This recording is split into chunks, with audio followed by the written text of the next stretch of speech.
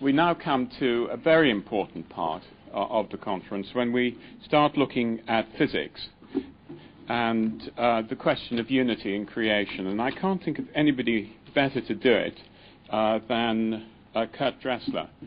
I flew to Zurich the other day and had dinner with Kurt, and it was a wonderfully illuminating experience. He's an enormously talented person.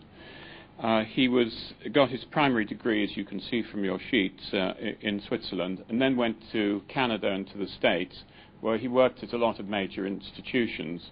And I think it's very important to recognize that Kurt, in fact, was the vice rector for the doctorate, or the Dean of Graduate Studies, of the Swiss Federal Institute of Technology.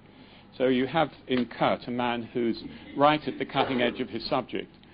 But much more important than that, and very important for us today, is the fact that Kurt started the Katona Institute.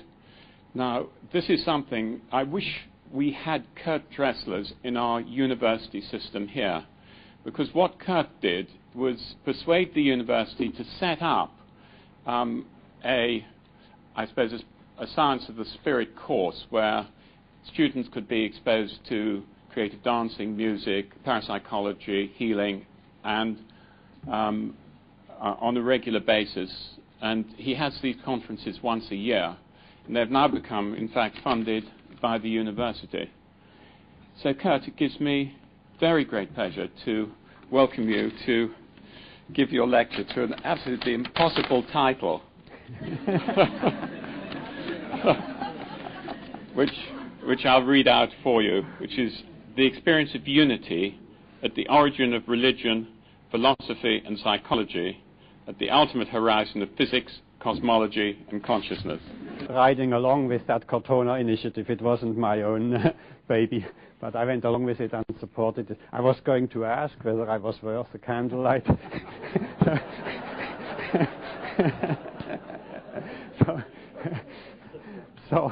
So instead of saying another questionable good morning, I say good Sunday morning, and I hope you do think about what that means. Because before I attempt to talk on the experience of unity, I need to prepare my own mood, and maybe yours, for such an undertaking. I shall do that by reading a passage from a book which for me ranks as a sort of a modern Holy Scripture. The particular passage which I'm going to read has been called The Forgotten Song. It is a text which speaks to the heart as well as to the intellect. I think it will speak to us as mystics and as scientists. At first hearing, it appears to be just another poetic spiritual text. But closer examination will show us that it simultaneously is of significant psychological, philosophical, and even physical and astronomical relevance. I have chosen to read this text because of its relevance with respect to the title of my talk. So I invite you now to close your eyes if you wish, or keep them open if the projected written text helps you to better understand my accent. Listen now and try to think if you remember what we will speak of now. Listen, perhaps you catch a hint of an ancient state not quite forgotten. Dim, perhaps, and yet not altogether unfamiliar, like a song whose name is long forgotten, and the circumstances in which you heard completely unremembered. Not the whole song has stayed with you, but just a little wisp of melody, attached not to a person or a place or anything particular. But you remember from just this little part how lovely was the song, how wonderful the setting where you heard it, and how you loved those who were there and listened with you.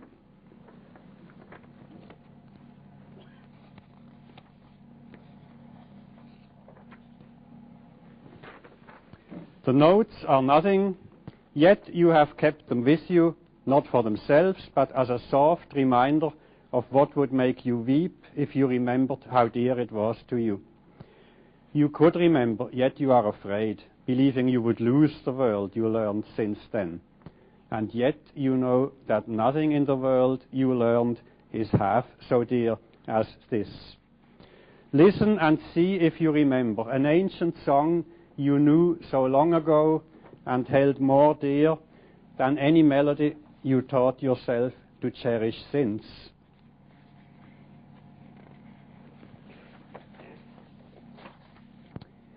Beyond the body, beyond the sun and stars, past everything you see, and yet somehow familiar, is an arc of golden light that stretches as you look into a great and shining circle.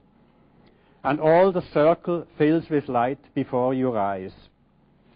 The edges of the circle disappear, and what is in it is no longer contained at all. The light expands and covers everything, extending to infinity, forever shining, and with no break or limit anywhere.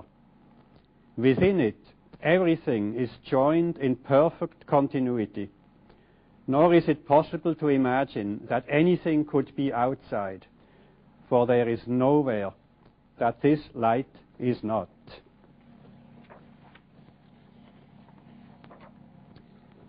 This is the vision of the child of God, whom you know well.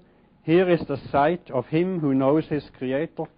Here is the memory of what you are, a part of this, with all of it within and joined to all as surely as all is joined in you.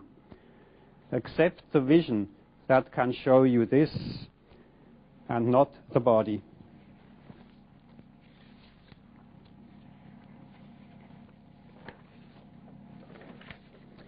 You know the ancient song and know it well. Nothing will ever be as dear to you as is this ancient hymn of love the child of God sings to his Creator still. What is a miracle but this remembering? And who is there in whom this memory lies not?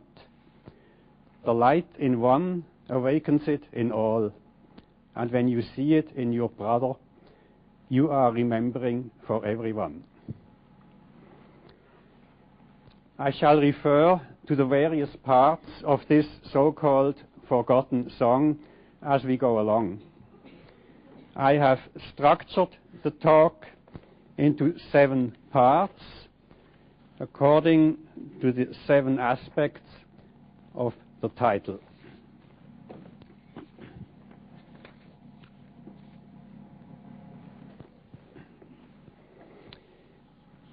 I have titled Part 1, The Vision of Interconnectedness and the Experience of Mystical Union. The forgotten song never fails to touch me emotionally as well as intellectually, intuitively as well as rationally. It always reminds me that there is no separation between self and other, between myself and what I call the world. Everything is joined in perfect continuity. My body, my consciousness, the world, all are joined as surely as all is joined in me. The all-encompassing interconnectedness which is formulated here is a well-known characteristic of the experience of mystical union. In mystical union, all multiplicity returns to its origin, which is one, without any duality, and which comprises the multiplicity. Entering into mystical union, one returns from multiplicity and separation into the original unity. The experience is essentially undescribable because who experiences it has become a unity. The consciousness of the one comes not by communicable knowledge, but by an actual presence superior to any knowing. I am coming to part 2. The union of self with all as union with God at the origin of religion. The experience of mystical union is at the origin of religion because the vision of interconnectedness and the union of self with all is most often recognized as union with God.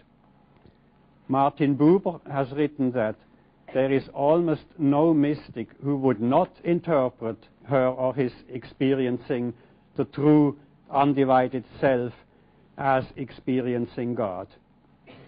In mystical union, man receives a revelation of freedom and of undifferentiated presence, the experience of self.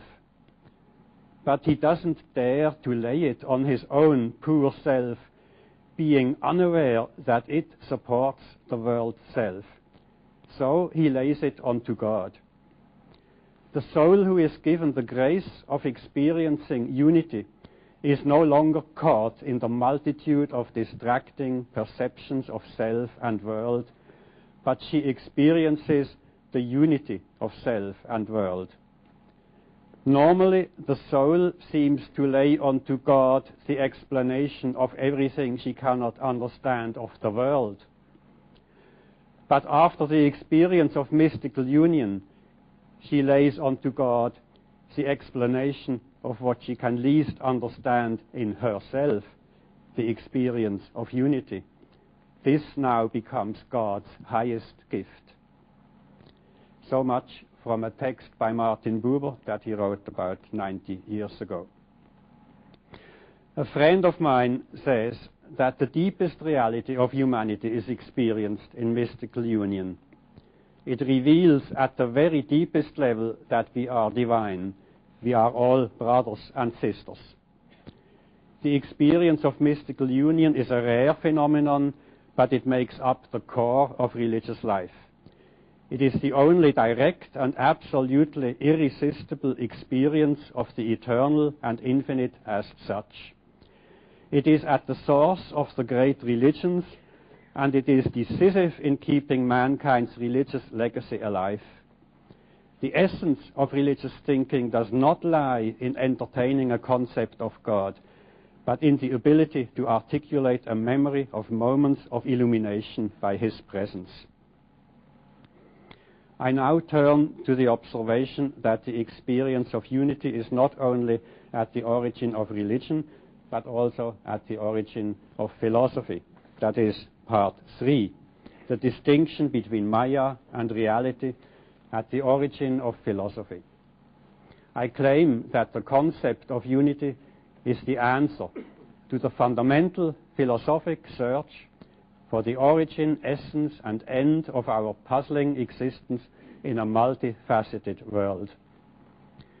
2.5 millennia ago, the pre-Socratic Greek philosopher Parmenides has drawn radical philosophic consequences from his own mystical experience. He stated flatly that philosophic truth is in stark contrast to the way we ordinarily perceive the world. For, firstly, conventional wisdom imagines that the single thing in its individuality bears true reality and significance, disregarding the whole to which the single thing entirely owes its existence.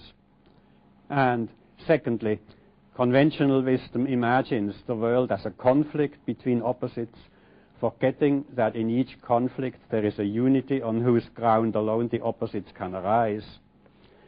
True being, unlike finite being, is not split into single things, but it is one. In it, all in all is interconnected. It knows neither contradiction nor fight, but it manifests wholeness, inseparability, sameness with itself. It is characterized by neither corruptibility nor incessant shifting, rather it owns steadiness and eternity. The one asking about true being must not rely on perception of outer reality, nor lock his vision to it, nor orient himself on what is transitory. Rather, he must view the eternal and everlasting, which is beyond all perceived reality, and which in all of it is the only true reality. And Heraclitus, a contemporary of Parmenides, is famous for his dark and hidden sayings, which become intelligible only when seen on the background of the experience of mystical union. Listen to some of those sayings. true nature of being likes to hide itself. Reality is paradoxical, as its true inner reality hides as well as reveals itself.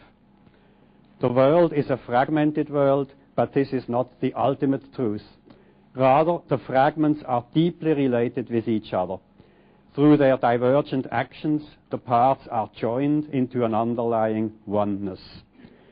In the dependence of the opposites on each other and in their mutual interrelationship, a deeper unity reveals itself. In reality, the invisible but inherent harmony is more significant than the outwardly visible fragmentation. What tends apart reunites, and out of the dissimilarity grows the most beautiful harmony. All is one. All becomes one, and one in turn becomes all. All transformations reveal the one. While changing, all remains. All is alive, expanding and folding back into one. This is the deeper reality in the fragmented world. Based on these statements by Parmenides and Heraclitus, I say that at the origin of philosophy lies the conscious recognition of the distinction between everyday reality and true being. An ancient song we knew so long ago and held more dear than any melody we taught ourselves to cherish since. This is true being as we have heard it formulated in the forgotten song. While the world we learned or taught ourselves since then is the way we ordinarily perceive the world. I am coming to part 4. The psychological evolution of from unconscious to conscious unity. My claim that the experience of unity also lies at the origin of psychology is based on the observation that our consciousness of self evolves from unconscious unity at birth to conscious unity in the fully evolved state of mature wisdom. In the beginning, when we are born,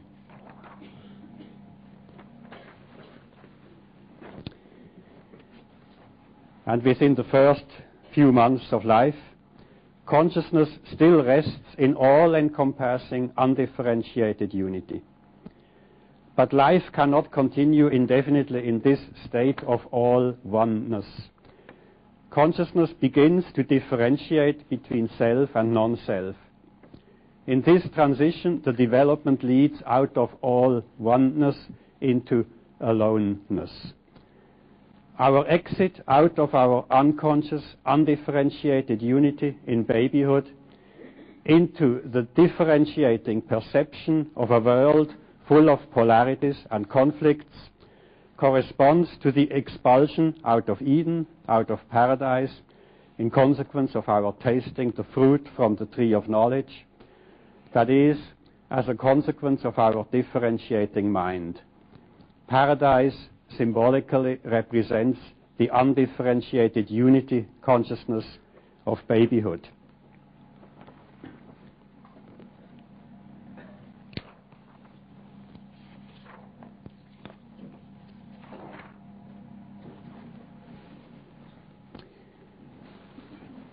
Human consciousness then develops along a series of stages characterized by successively wider horizons and increasingly sophisticated differentiation until, in late maturity, we consciously search and strive for an all-encompassing integration and unity. This has been practiced and testified by the great philosophic and spiritual teachers of all ages and cultures. Quite often, this conscious search for unity is triggered by an existential crisis which arises from the confrontation with the fragmentation and brokenness of the world.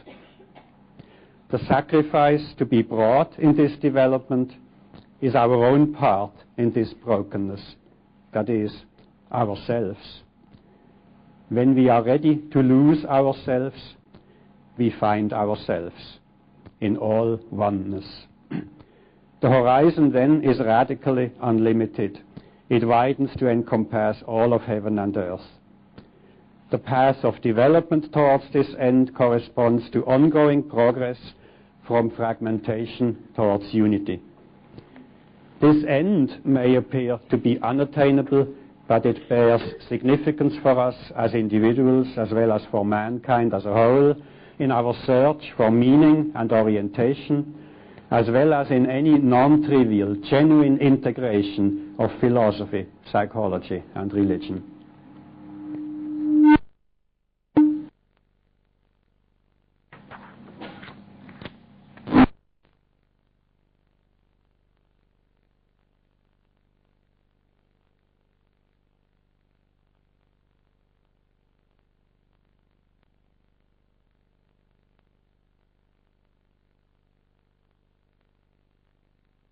Perhaps you catch a hint of an ancient state, not quite forgotten, dim perhaps, and yet not altogether unfamiliar, like a song whose name is long forgotten, and the circumstances in which you heard completely unremembered. But you remember how lovely was the song, how wonderful the setting where you heard it. I understand this text as an expression of the experience of unity at the origin of our consciousness. An experience we all have shared, but which we have forgotten. And what is the experience of mystical union, if not a blessed moment of return into this eternal, timeless state of unbroken wholeness, interconnectedness, and unity?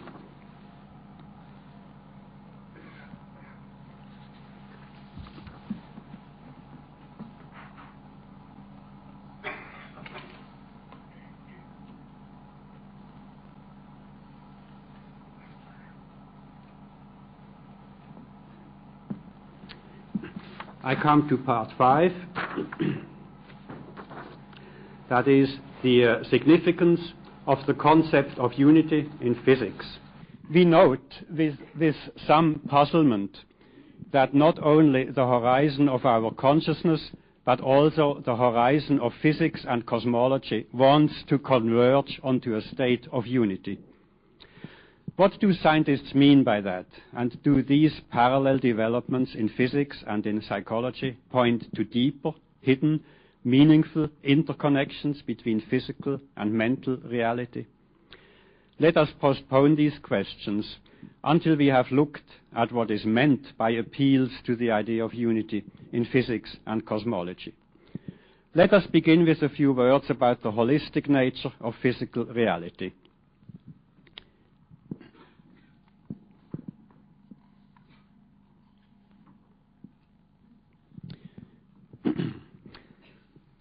What do we know about the true essence of reality?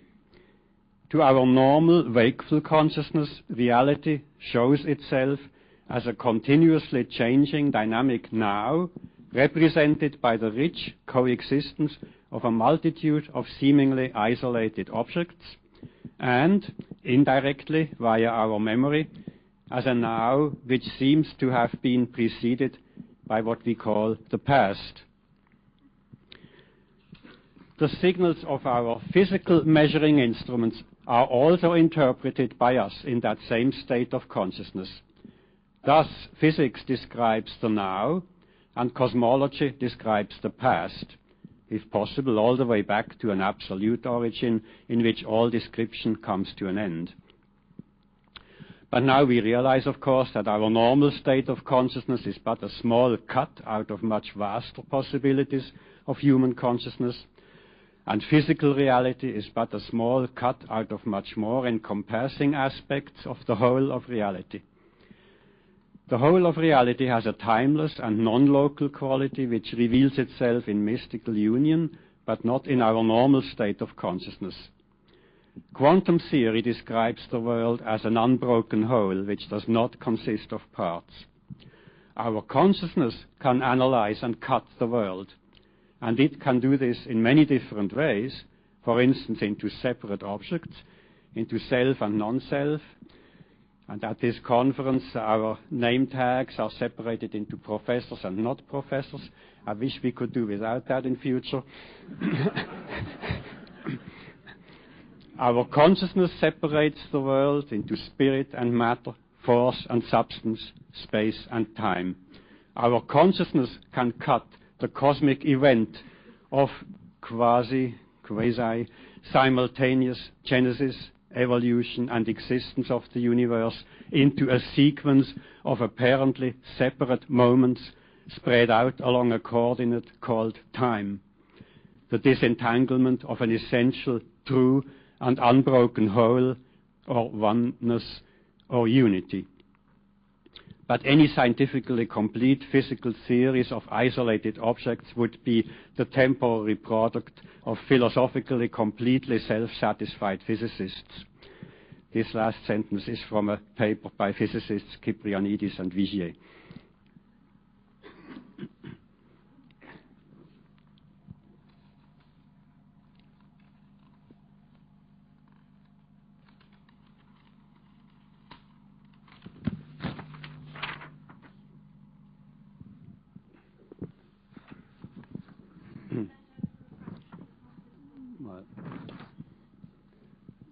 Sorry?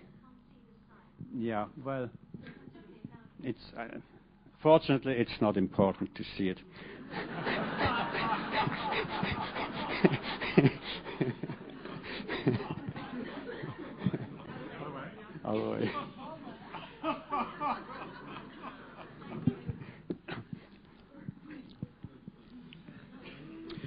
I'm coming to the topic of the unification of space, time, energies and forces in physics.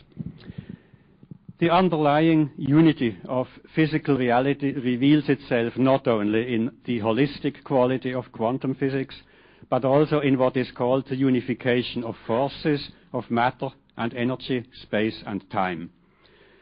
The process of unification in physics reduces complexity. Each physical theory describes a wealth of phenomena on the basis of some unifying general principle, for instance, a law of force or a principle of symmetry. Think, for instance, of Newton's principle of gravity. It permits a unified view of celestial mechanics and terrestrial mechanics. It unifies Kepler's laws of planetary motions and Galileo's laws of falling bodies into one common concept, the law of gravitation. Or think of Maxwell's theory of electromagnetism. It unites the totality of all electrical and magnetic phenomena into one unified concept. Or think of Einstein's special theory of relativity. It unites the concepts of space and time into a unified space-time, and it unites matter and energy. And take Einstein's general theory of relativity. It unites the space-time and the matter-energy density of special relativity into an inseparable space-time-energy continuum. In all of these steps of unifications, two phenomena or two frames of perception that first appear to be of fundamentally different nature become one. When the two are regarded within the horizon of the underlying but initially hidden unity, then the unity reveals itself as soon as the appropriate mathematical and symbolic tools and viewpoints are discovered. Along this path, the entire complexity and wealth of forms in the material world has been reduced to the principles of gravity, of electromagnetism, and of the so-called weak and strong forces which govern the structures and reactions of atomic nuclei. But why should there be four fundamentally different types of forces? Why not one single root out of which the diversity of forces develops? This question lies at the core of most monumental experimental and theoretical efforts in physics and astronomy during recent decades.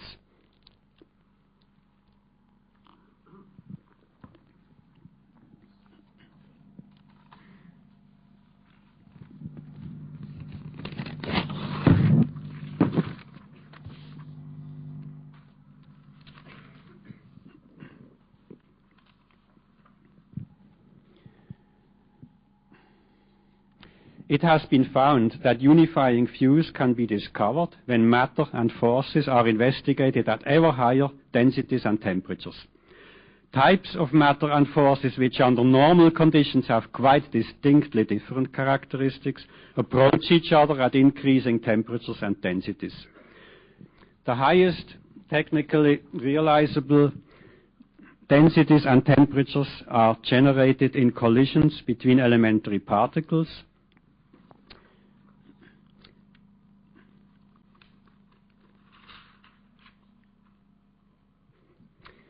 For instance, in the high-energy accelerators at CERN near Geneva and at Fermilab near Chicago.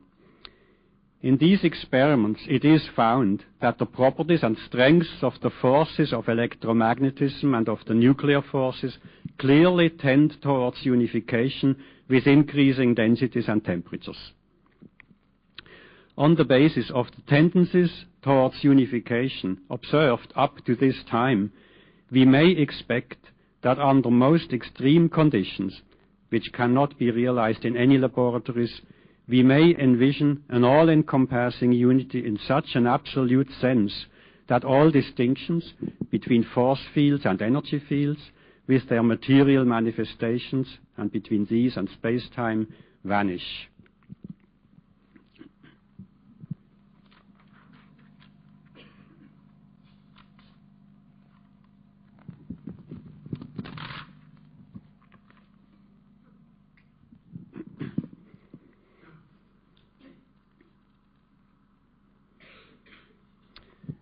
The present situation in unification physics and cosmology can be envisioned as follows. We find ourselves in the crown of a tree within foliage, blossoms, singing birds, and humming insects. And looking from our position in the crown further into the tree, we clearly see the leaves and blossom-bearing twigs uniting into thin branches, which then merge into thicker ones. Looking even further into the tree, we see that all branches of the entire crown are supported by 4 thick principal branches. Following these further inward, we notice that first 2 of these merge into one, which, still farther in, seems to merge with yet another one. The farther we try to peek into the tree, the more fragmentary becomes our view. We believe we see short lengths of just 2 or 3 thick branches. Sharply focusing on the angles of those branches, we notice they all seem to merge into one common origin.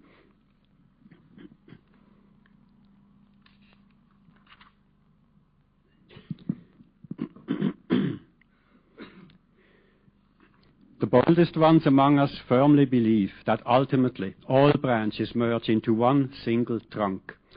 That would be the most satisfactory overall picture. The trunk itself we cannot see. But wouldn't the crown of the tree make more sense if there was one branch-bearing trunk?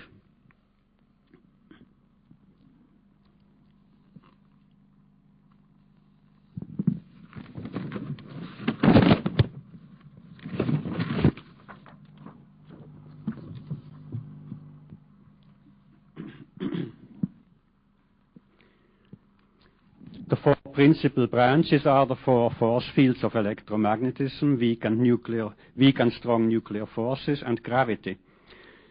Electromagnetism and the weak force have been observed to merge at high energy densities into the so-called electro-weak force, which in turn seems to merge at still higher energies with the strong force into the so-called interaction of grand unification. Attempts to merge this latter one with gravity are jokingly called theory of everything. The unity aspect of physical reality motivates the search for unification of the so-called fermion, boson, and Higgs fields with each other as well as with space and time in high-energy physics and at the ultimate so-called Planck horizon of cosmology. The concept of an all-encompassing unity of all physical reality cannot be examined in environments that are achievable on Earth, but it plays the role of an absolute horizon in the application of physics to cosmology. In cosmology, the concept of unity corresponds to a worldview according to which the whole rich diversity perceived by us in the present state of the world has evolved out of an original state of undifferentiated unity. This powerful and attractive idea implies the breaking of an initial perfect symmetry and the disenfolding of diversity out of a beginning under conditions of most extreme energy density and temperature. Many astronomical observations, when considered on the basis of known physics and astrophysics, strongly suggest this scenario of evolution of the present universe out of a dense and hot original state which seems to have occurred approximately 15 billion years ago. In this scenario, the universe today appears to us as a huge, transparent sphere of finite size with a radius of 15 billion light years, containing billions of stars in billions of galaxies.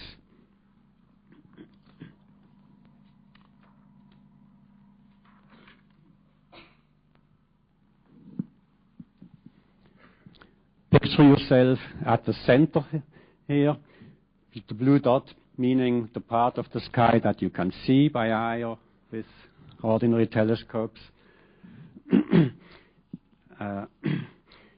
At the distance of 15 billion light years, we seem to be completely and uniformly surrounded in all directions by the surface of a hot and ionized gaseous spherical shell, a brilliantly shining opaque mist which acts as a boundary to the transparent part of the universe, thus representing our horizon of visibility.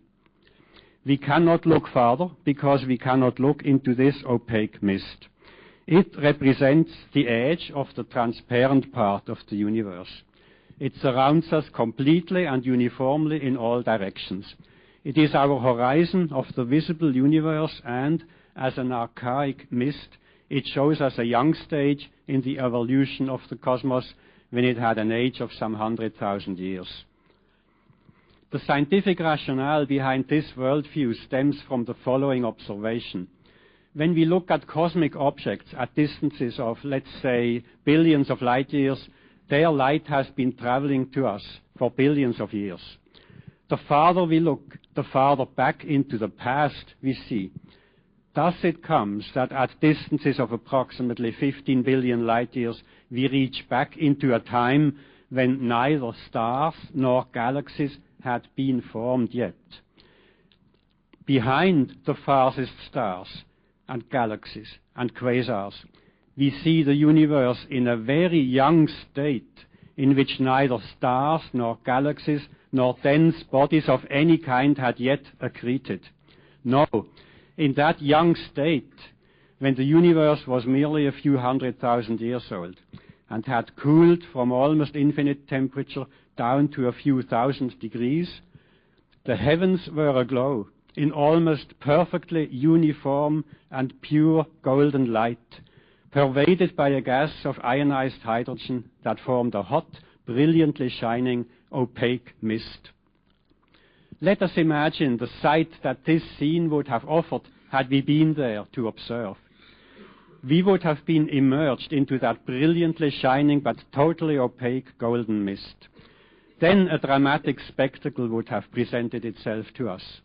As the temperature dropped, along with the general expansion of the universe, the opaque ionized hydrogen gas of protons and electrons became a transparent gas of neutral hydrogen atoms. The mist became transparent everywhere. After 1 second, we would have been at the center of a transparent sphere of radius 300,000 kilometers, corresponding to the speed of light. After 1 year, we would have been at the center of a transparent sphere of radius 1 light year. Because when the mist disappears everywhere simultaneously, then the light must first reach us to show us that transparency has occurred at other places too. Therefore, the spectacle consists of this brilliantly shining golden mist seemingly racing away from us with the speed of light, leaving us in a rapidly growing transparent sphere, bounded by a seemingly still opaque spherical shell that recedes with the velocity of light.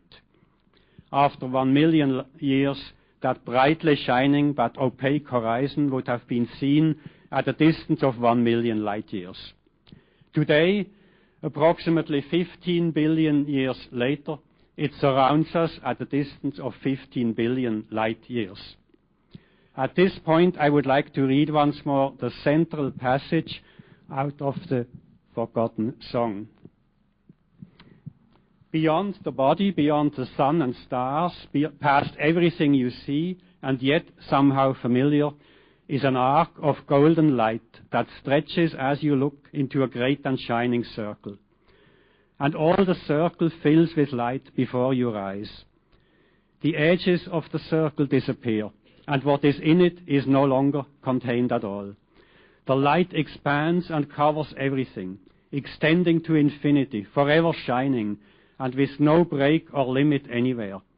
Within it, everything is joined in perfect continuity, nor is it possible to imagine that anything could be outside, for there is nowhere that this light is not. When I showed this text to a young Californian astrophysicist recently, he was so moved and impressed that he went straight out into the next bookstore to pick up The Course in Miracles, the book which contains the forgotten song. And that is exactly what I had done 3 years ago after I had heard that text read to me for the first time.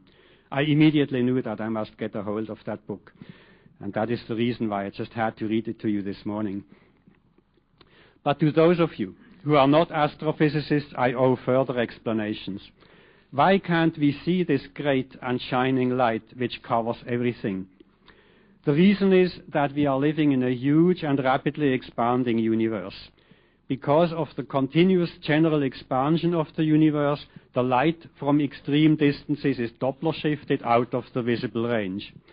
If this were not so, if the universe were not expanding and this archaic light were not shifted out of the visible range and out of the range of heat radiation, we would be totally surrounded by a sky background as bright and hot as the surface of the sun. It would keep everything everywhere at a temperature of several thousand degrees, preventing any possibility of condensation of water and of evolution of life. This was the situation for the first several 100 million years or so in the life of the universe. As the range of visibility expanded farther and farther with the speed of light, the brilliant horizon receded to distances where, in the expanding and huge universe, the expansion velocity of ionized gas itself approached the velocity of light. Therefore, the brilliant golden light became shifted from the visible into the infrared and beyond. Today, at the age of the universe of approximately 15 billion years, the horizon has raised to a distance where the expansion velocity of the hot opaque mist at the horizon is only by about 1 millionth smaller than the velocity of light itself. Einstein's special relativity becomes a dominant feature in this situation. A relativistic dilation of wavelengths and oscillation periods by a factor of 1,000 makes the golden glow, which is characterized by a temperature of 3,000 degree Kelvin, appear to us as 3 degree Kelvin cosmic background radiation. The light and heat radiation fades away into the frequency range of microwaves. For this reason, the night sky is black, and for this reason, the radiation temperature of interstellar space is low enough to allow the formation of all sorts of molecules. Hidden behind this hot curtain, we may imagine an absolute horizon where the so-called curvature of space and time becomes so extreme that everything is merged into the one original, primary, primitive unity. The original state of unbroken unity, also hidden from our direct view, is to be thought of as an absolute horizon surrounding us in all directions, in the farthest limit of the cosmos, and in the beginning of time. At this invisible unity horizon, all distinctions between space and time and matter and force come to an absolute end. There is no possibility of penetration through this horizon, neither in space nor in time. Our universe has neither a spatial nor a temporal beyond. Whoever insists in mentally penetrating the unity horizon and looking beyond always stays within our own universe. The unity horizon, at which all description comes to an end, cannot be penetrated. There is no physical sense in trying to think of a beyond. If we insist, in spite of that, to cling to time-bound thinking, we can only say, in the beginning there is unity, and there is no time beyond that. The concepts of time and of beginning, however, describe frames of our perception, conditioned by the limited abilities of our normal state of consciousness. That state, as we know, is only a small cut out of vastly more extensive possibilities of consciousness. Physics research approaching the state of ultimate unification touches on consciousness research because consciousness is part of the whole of reality, which any theory of everything would have to cover. The experience of unity lies at the origin of consciousness research, of religion, of philosophy, of psychology. Today we note with puzzlement that the horizon of physics and cosmology too wants to converge on unity.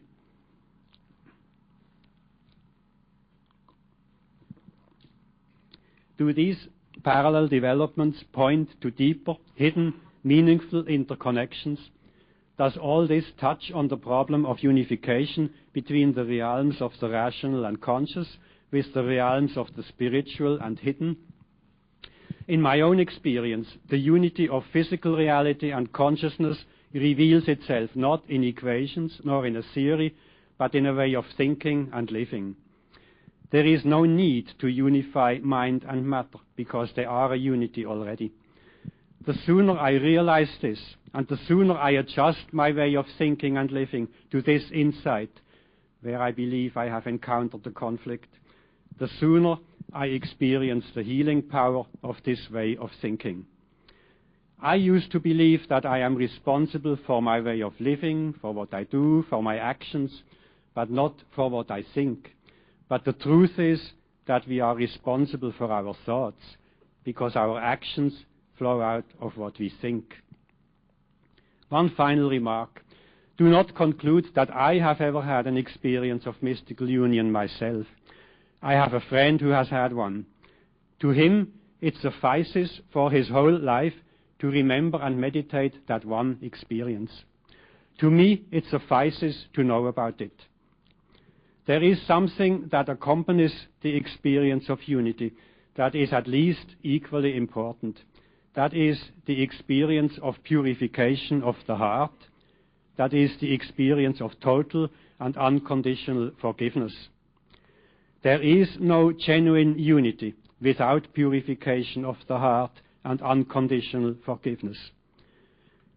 This leads to a vivid and overwhelming certainty that the universe, precisely as it is at this moment, as a whole and in every one of its parts, is so completely right as to need no explanation or justification beyond what it simply is.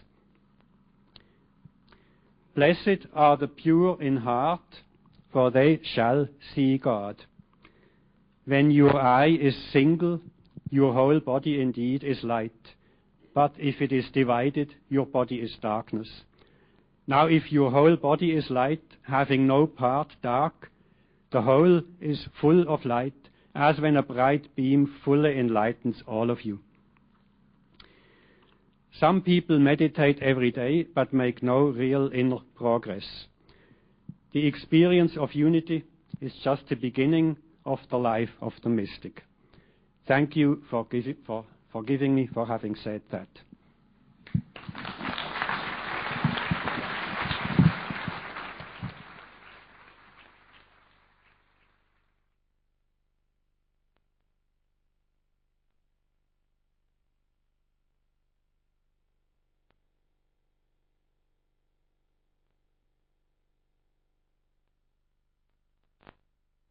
As Peter would say, I can think of no one better to present the talk this morning on science, reality, and the nature of transcendence. Peter Fenwick.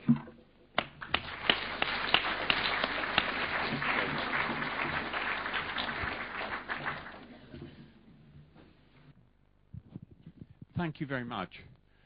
Thank you, David. That was very kind of you. David showed me the Mystics and Scientists programs yesterday. It was really rather like a near-death review. So I saw what I'd been talking about at the previous conferences, and I came to one conclusion, and that is that I got stuck in a perpetual groove. Each time it's something to do with brain function and mysticism, and guess what it is today? So what I'd like to do is to talk about really science and wholeness, and in effect it's a talk on the new science, what we should all be doing. And I'd like to show you, if I may, some studies which I think are cutting edge in mysticism now. I like this picture because it sums up what the talk is about. You can see the scientist. Note his chainmail. Note he understands what happens when you're cut with a sharp instrument, and has got lock to protect himself. He's just slayed a dragon. I don't know if you can see it down there. The mystic is illuminated with the halo, and we need to think a little bit about what this illumination actually means. And of course then there is the mystical vision between them. Mystical experience and visions are part of our culture. We see them everywhere that we go, and certainly in times of the Reformation painters, mystical visions were commonly accepted. One doesn't see it so much in our paintings nowadays. And it was even possible for people to have mystical experiences, such as the writing on the wall. So our culture is full of mystical experiences. It is today, but you have to know where to look. For example, in woman.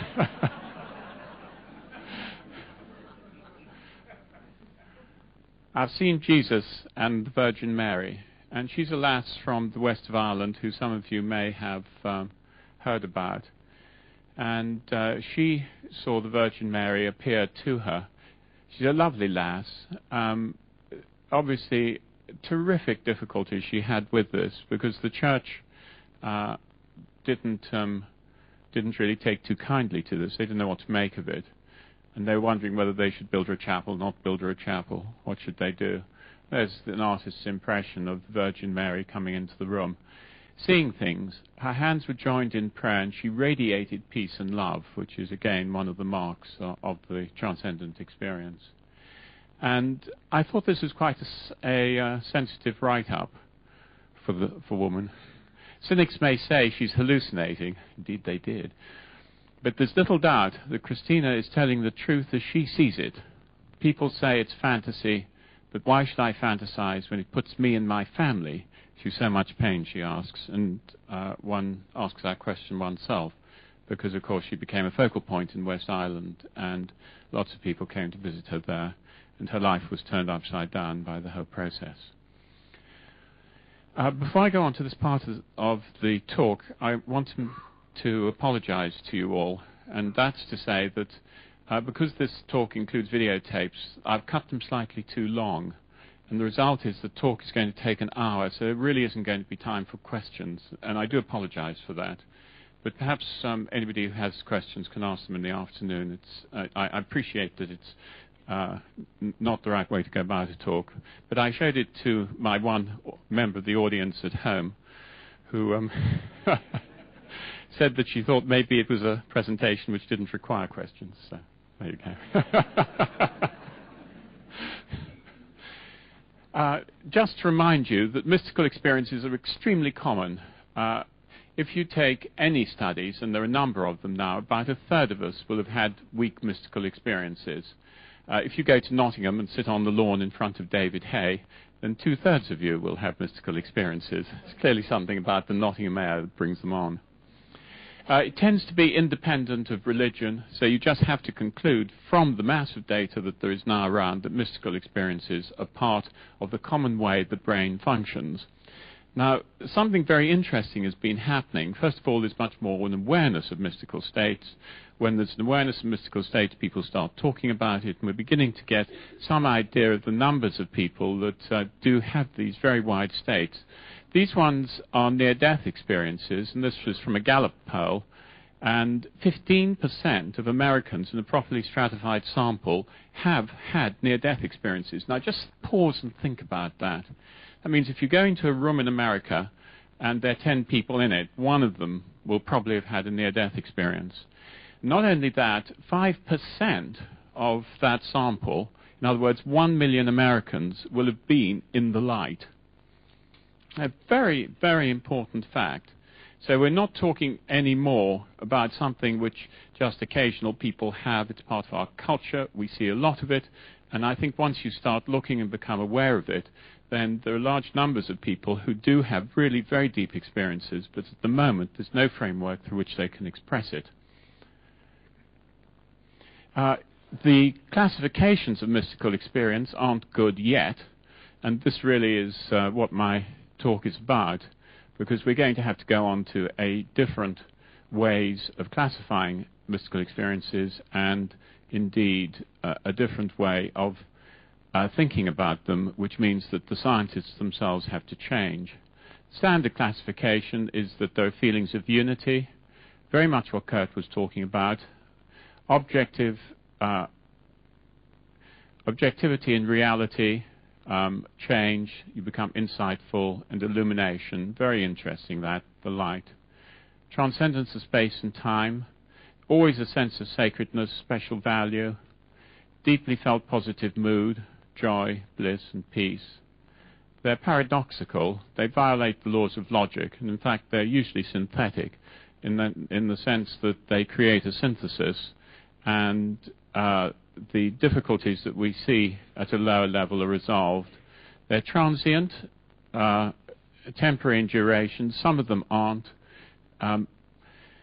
You can't talk about them because they're outside our language at present, and it produces positive changes in the behavior of the people concerned. So you can usually find those 9 features in most mystical experiences. So now let's look at where science has got.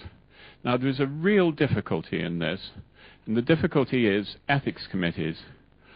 And the problem with ethics committees is that they won't allow experimentation on drugs. Now, you may argue that drugs don't produce mystical experiences, don't produce true mystical experiences, and I would accept that, but I would argue that you've got to now start looking at the data and see if you can sustain it.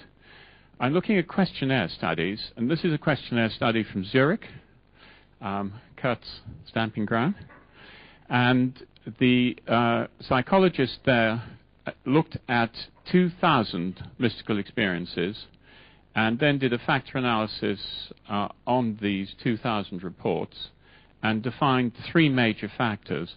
Now, the point about it is that he included both spontaneous mystical experiences and drug-induced mystical experiences, and his questionnaire data shows that as far as the phenomena of them are concerned, there is no difference. This is why I say we're going to have to substantiate the fact that drug experiences are different. The 3 factors were, these 2 are together, mystical union and oceanic feelings. That's one major factor which goes through the data. The next one is hallucinatory experiences. These are experiences of divine music, very, very lively visions, highly colored pastoral scenes, that type of thing. And also there are hallucinations of smell, etc. So that's the second factor. And then the third one is ego dissolution. Now, the interesting point about it is not that it's just a questionnaire study, which in itself is good and interesting, but they got permission from their ethics committee to give people drugs and put them in a PET scanner. Now, a PET scanner is a machine which gives you an image of blood flow in the brain, and so they were able to do a correlation between the way the brain lights up in a mystical experience and the response of the people who were having the experience as far as the questionnaire was concerned. And remember, the questionnaire has been validated on this huge sample of experiences. And so this is really our first look at the way that the brain changes in mystical experiences. There are 5 brain areas. I used the word illuminated. there are 5 brain areas where blood flow is increased. In mystical union, the area which is active is mainly frontal. In fact, it's inferior frontal, and so you can see the eyes there. It's this area in the front there, right at the bottom, and it also extends up a bit, and also there's a little bit on the orbital surface. Now, this area we know is involved in mood. We also know that it's the head gangling of the autonomic system. In other words, the autonomic areas of the brain project up into this area. It's very much related to that area where we make decisions and decide to do things. So mystical union then seems to have a large autonomic component to it, but also it's got something to do with ideas of personality, judgment, and free will. It's that sort of synthetic area. The second factor, which is the hallucinatory, is mainly a cortical factor. And when I say mainly cortical, I mean that it lights up different areas of the cortex to some extent, depending on the qualities of the experience.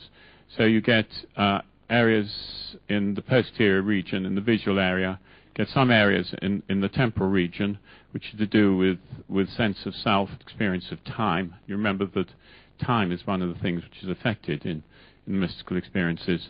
And there's a very important area which seems to be common to all sets of experience on the right. This is the left side, on the right side of the brain up there, in what is the posterior parietal area. And there are a number of theories now relating to the relationship of the activity in that area up there on the right and mystical experience. And there is a man from Pittsburgh who can't do these experiments yet because he can't get permission to put people in the PET scanner, who argues that this area, this posterior parietal area, is in fact an area which requires an answer for everything. It's a bit of view that cannot rest unless it has resolved incoming states.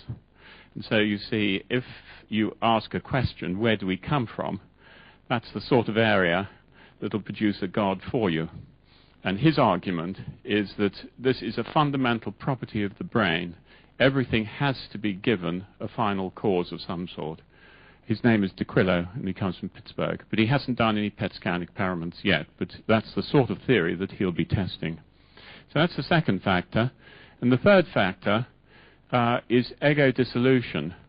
And that is a really very interesting area, and not one that one would expect, because in ego dissolution, it's the thalamus right in the center of the brain that shows changes in activity. Normally one thinks of the thalamus as coordinating movement. It's the major relay station on the way between the outside and the inside. But it's also got a major role in activating the cortex. And one of the theories about Alzheimer's disease, it's only one, which is being overridden by other theories, but just to show you the importance of it, is that thalamic disconnections between there and the cortex lead to the poverty of the cognitive state in Alzheimer's disease. So it's a new idea then that ego dissolution is in some way related to thalamic activity. So what I've done now is I've mapped for you the 3 major dimensions of the mystical experience onto changes in brain activity. Now we see flashes of transcendence in many different areas of the brain when they misfunction. I work very much with patients who have epilepsy, and patients who have temporal lobe epilepsy, particularly right temporal lobe epilepsy, will produce flashes of transcendence at the beginning of seizures. It's not common, but it does occur. You see transcendence or mystical experience after head injury. You see it very commonly in psychosis. And psychosis contains a component of that very area that I was talking to you about when I was talking about mystical union. You see it frequently in affective illness. You certainly see it in stress. You see it in dreams. And I think the NDE is just another example of mystical experience. So there's a clear correlation then between brain states which are altered by drugs, brain states which are altered spontaneously, and brain states which are altered by injury. So we have to argue that mystical experiences are in fact part of the central nervous system. Now, where do we get from that? Our current difficulty. And our current difficulty is we get nowhere. And it really is awful, because there is no theory. I can tell you these lovely things. I can point to the posterior parietal region and say this is this wonderful area where there are nice theories about it. And I've no doubt that when De Quillo puts people in PET scanners, he will see this area light up. But there is nothing which will take us in the way of a theory that will take us from the functioning of a neuron to a subjective view, subjective consciousness. And David was showing that wonderful diagram of Ken Wilber's, in which he divided the space into quadrants, and here was objective science, there was subjective science, and there are no theories which cross this divide. So the best I think we're going to get from our current ways of looking at things, unless we have a new science, is to say changes in brain function correlate with, and remember that correlation is not the same as causation. You all know the story of Germany in between 1950, I think it was, and 1960. There was an enormous increase in the population. But between 1950 and 1960, there was an enormous increase in the number of storks in Germany as well. Well, of course, they were quite different things. One was an increase in the standard of living, and the other was a change in the weather. So correlation and causation aren't the same thing, and it's this problem that we have with our Galilean science. So our Galilean science says there's an objective external world. Arthur's already told you that that cannot be true. It's independent of the observer, and it contains no subjective qualities, and it excludes consciousness, and that is our science of today. So any question with consciousness you cannot answer with our current science. Now, if you think about the real world, the world, in fact, is a psychological construct, and here I go along with Arthur. It's, in fact, totally dependent on brain function, or our perception of it is, our consciousness of it is. And the thing about it is that it's a construct which is held in common between people. And therefore, the way you validate it is you ask somebody what they see. Do you see a candle? The guy says, yes, fine, validated. So it's validated between people, and that's the class of cognitive structure that it is. The subjective world is also a psychological construct. There's no difference, but except that the subjective world is private, and we know about it because we have a common terminology. But it's the common terminology that we're really going to have to evolve, and then we will be able to validate between people in exactly the same way as we do for the external world. We're going to be able to validate the subjective world. So this then will bring the mystic into science, or in fact will bring science into mysticism. And just to remind you, external objective, Ken Wilber's diagram, interior subjective, and there is this dividing line which we need theories to cross. Now,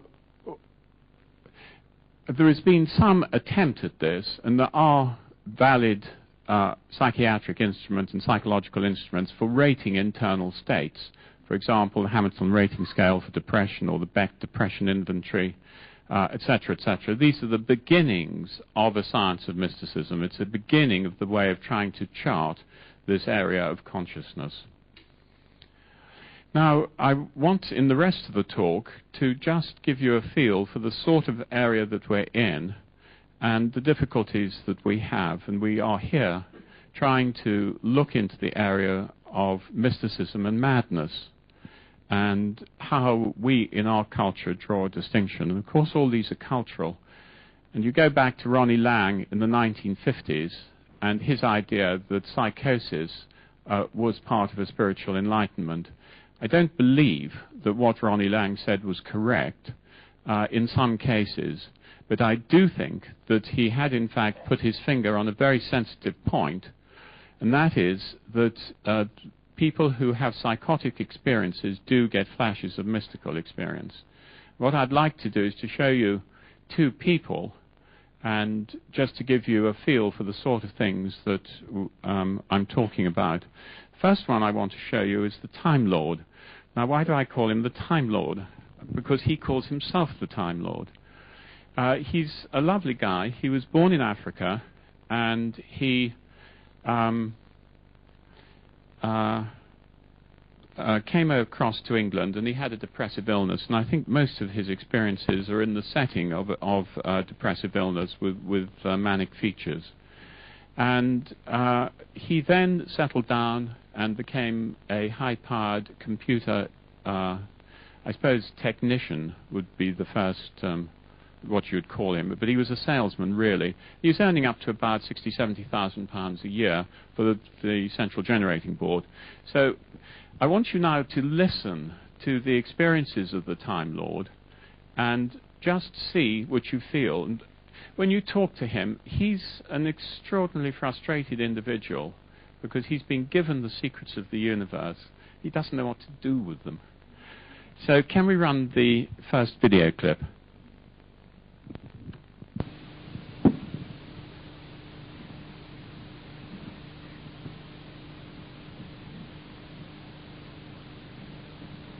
And I was starting to understand it all. I said, well, it's all right for the planet. I said, what about the rest? Oh, you ask some questions, you get some amazing situations. And it was like a whisper, what I can only describe as holy smoke, really, like Holy Ghost, came and took over me, and I felt enormous power. And I shot up, and I seemed to come up the right hand of the Father, right up into the Almighty Himself. And it filled what was like my mind, right? I travelled up the right hand, and then I was looking out into eternity through the eyes of God with a human face with two arms that came out the side of the face. I thought, bloody holy shit! The power was just enormous, and it was glowing in orange, sort of an orange glow. And I thought, what on earth am I experiencing here? And I witnessed that the right hand of the Father, because I then had control of the two hands, and came and plucked thought from a blob of this energy from his face, and threw it into eternity, and it imploded upon itself, and a universe was born. That's what I saw. I was just gobsmacked. I said, I've got to get out of here, come back. And I came back down to earth, and I entered my body, and I stood up, and I was on fire, literally on fire. I was just glowing red hot, and I thought, oh, I can't handle this. And I looked out of the window, and there was tubes of light coming down from the sky, orange tubes of light. And there was a shimmering black haze in between all these tubes of light. And little tubes, like little elevators, were ascending and descending down these tubes of light. And I thought, what am I seeing? These are spirits ascending and descending from heaven. And what I'm actually seeing is the dark matter which the scientists can't find, which is the Holy Spirit, which is thought.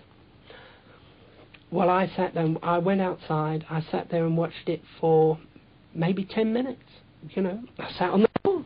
I was staring at the stars. It was 5:30 in the afternoon on January the 6th, 1983, so it was quite cold. And okay. So if we could just hold the video there for a moment. A very wide experience, I mean, a really wonderful experience. I love the picture of the right hand of God plucking parts of his face out and throwing them out, and universes being born. It's a lovely feeling. And this was very much him. And I think this is part of the mystical experience. And his description of the tubes of light coming down is very common in the mystical literature. And it's described sometime as, usually it's described as some form of energy, some form of light radiating down onto the world. And he's also included in it souls rising, going up and coming down. I mean, it's not too different from Jacob's ladder, really, is it, in many ways? Okay, this is his second experience.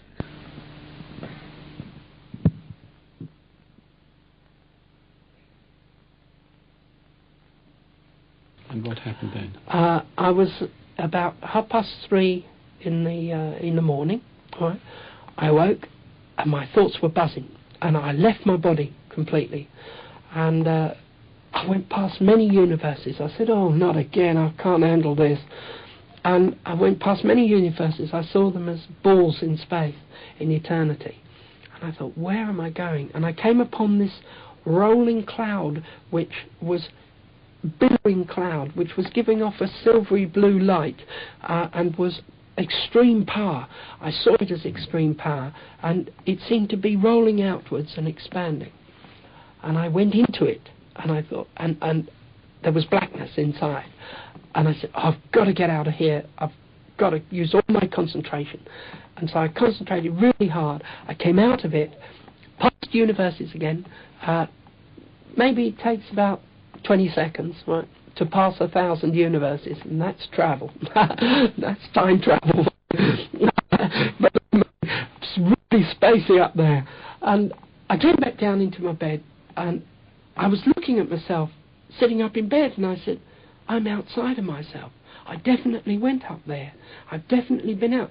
And I saw the back of my head sitting. I said, how do I get back in? I said, I don't know, don't understand. And I thought, oh, I'll concentrate. Something's happening now. And through the ceiling came something that was giving off light. And I said, what the hell's this? And it descended. It was about 4 inches long, and it was giving off a silvery blue light.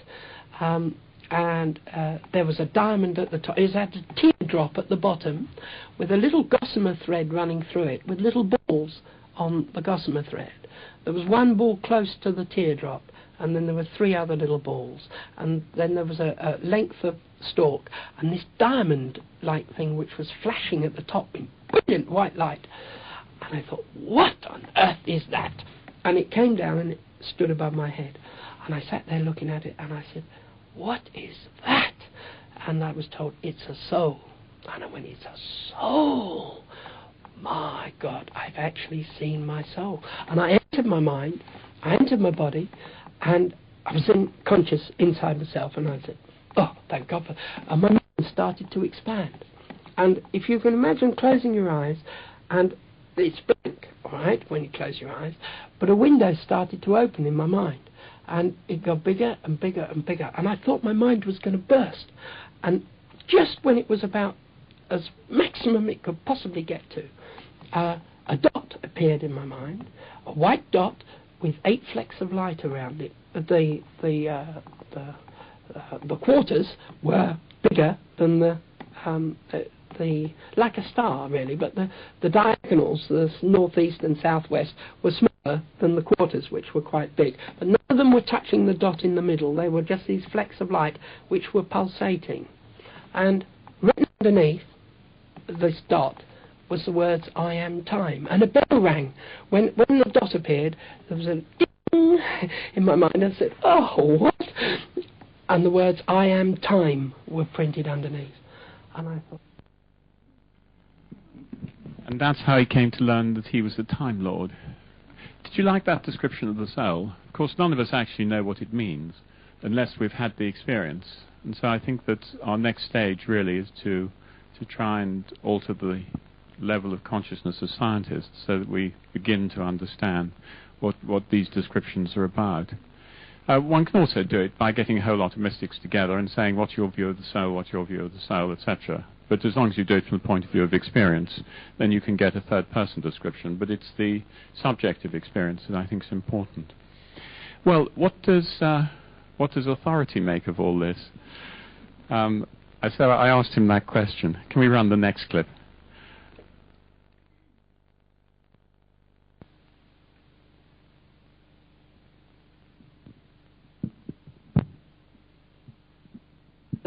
And then the next day I got up and I said, well, I've got to go and see the Archbishop about this. I've been given all these revelations. I'm the spirit of time, and that's what I'm here to do. So off I went to see the Archbishop. Well, of course, he wouldn't see me. And I went to my sister's and I phoned him up. And my sister realised that I was a bit troubled by all this, as one would be. And it was the most amazing experience. And then I came upon Earth. And there it was. It filled my mind, all blue and white, glorified Technicolor. And I spun around it a couple of times. And a shot in on the Wailing Wall in Jerusalem, and on the Golden Temple at Amaritia, and at St. Peter's Square in Rome, and I realised that all the religions of the world were climbing up the same mountain, and that I was a god in my own right, and that the Hindus call me Vishnu, and that I am the spirit of time, and I am here. And so I came indoors, and I was told, as clear as a bell, it was as if the gods were speaking and said, phone the palace. So I came indoors, and I said, right, well, I'm here. I better tell the queen that I've arrived. So I found the palace and was promptly locked up and sectioned under the mental health. Okay. So ended up in hospital. Again, they gave you drugs. Well, yes. What happened then is I sat on the bed and I said, look, you brought me here. You've given me all the wisdom and peace and understanding of everything. There's nothing in eternity I don't understand now from a spiritual point of view. And 6 guys walk in and pin me down to the bed and forcibly inject me against my will. So Okay. Well, there you go. That's the way that we treat people who've had mystical experiences, which they can't contain. And I think this is the most important point. Could you put the slides back on again, do you think?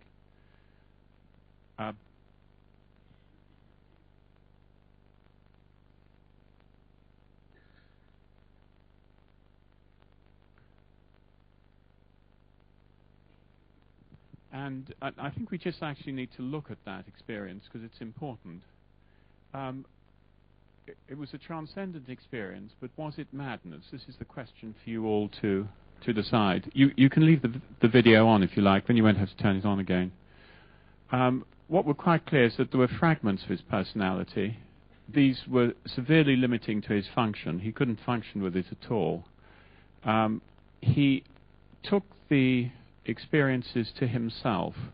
He became the Time Lord. In other words, these weren't transcendent experiences which passed through him. They got incorporated into his small ego. They were out of cultural context, and I think that they were so powerful that in many ways they have stifled his development since then. And as you could see, he's very much locked in that framework. And it's just because we don't have counselling services really within our culture that is able to take these experiences on board. Now I'd like to show you another case, if I may. I think probably that if I was doing this title again, I would put a question mark there, because it's for you to decide. So read it as illumination question mark. And this is Roxanne. Both these people came to me because they wrote to me, and I was obviously interested in their experiences. And Roxanne, I thought, really told a very interesting story. She's a lovely person too, just like the Time Lord. And so I thought that one ought to look at Roxanne's experience in more detail. Can we have the tape? She'll tell you a little bit about herself.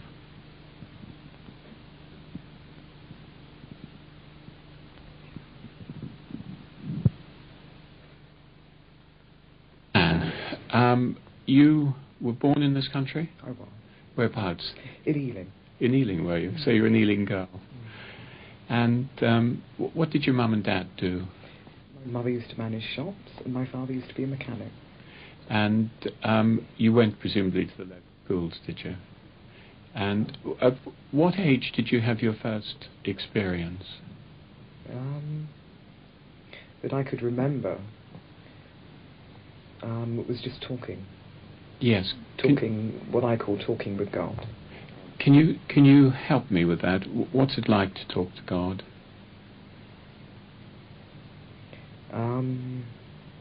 Not as invisible as some people, the way that other people pray. It's as if God is there, or God is there, I should say. Yes.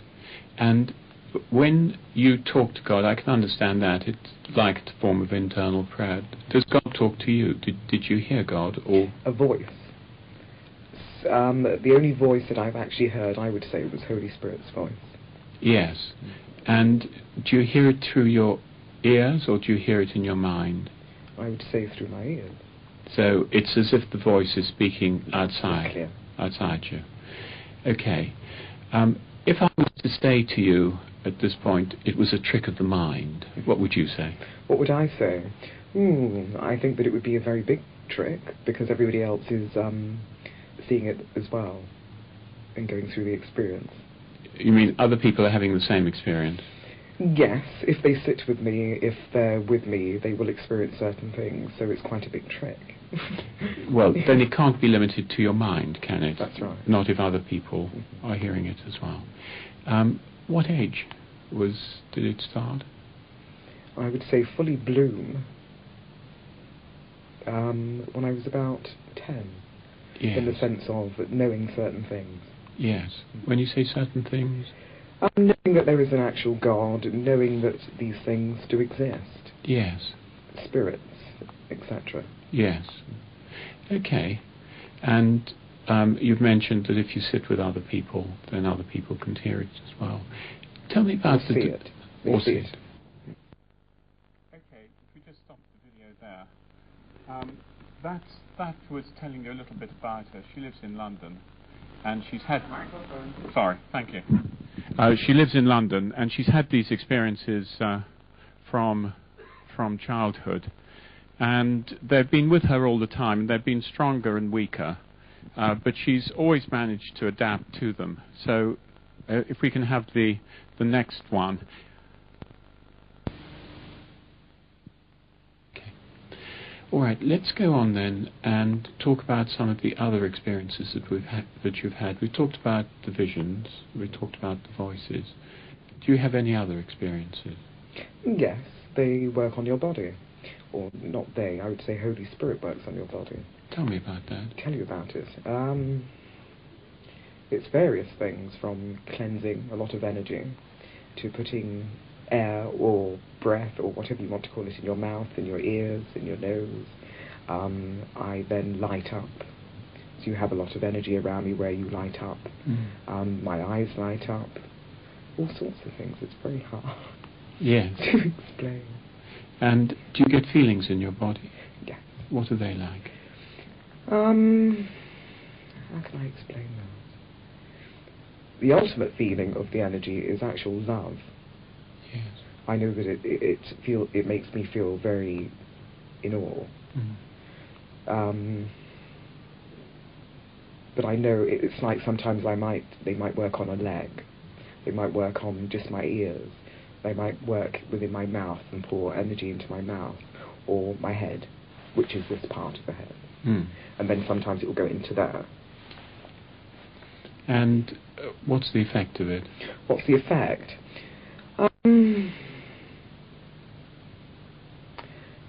I think the awareness more of God, working for God, of knowing what I'm supposed to be doing. I think it's almost like a training for something to happen in the future. Yes, okay. And you were talking about energy. Do you have an energy flow within your body at all? Yes, all the time. And what's that like? That again is hard to explain because I'm so used to it. It's just like, it's now natural. Yes. But it's hard to say how it feels.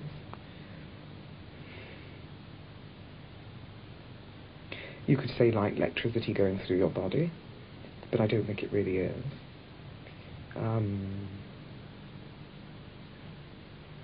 Lots of tingling, but it's not really that.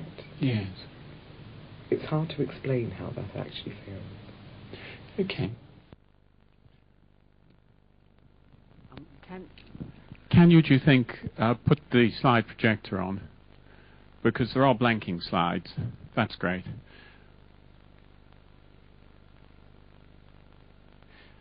What I wanted now to talk about is light. And light, of course, is a recurring theme in mystical states.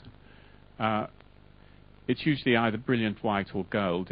On near-death experiences, most people had gold light. Some people had brilliant white light. In Bach's book, Cosmic Consciousness, people were wrapped in flame-coloured clouds. It's embracing. There is always enormous warmth in it, and it's utterly loving, like people describe it like going home. So I thought it'd be interesting to see what light was like for Roxanne. So can you run the tape again?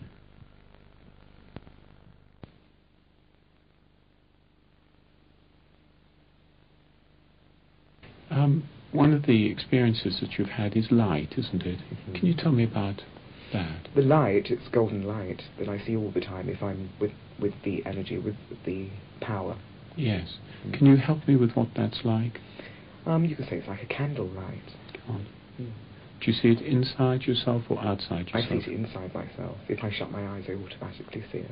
If I'm in bed, I automatically see it. As long as I shut my eyes and sit still. Is it there throughout the 24 hours? Yeah.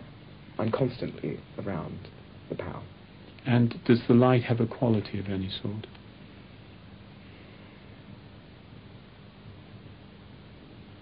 I keep coming back to this word of love. And it's the feeling of love, of knowing that light is there, of love, and the sparkle of it. Because it's various sparkles of it. I think that when it first starts to happen, you can almost see like fireworks, where it came out, and it's like a thing of fireworks. Then you have your greens and your blues and your purples. And that was before, that was a while ago, when it was that sort of colour. Now it is really a golden light. Yes, and it's constantly with you. Mm. Does anybody around you ever say that they're aware of the light at all? Yes, very much so. Have you seen the light? Yes, very much so. What do you see? Because we've heard Roxanne's internal account. What's an external account well, like? When I sit with Roxanne,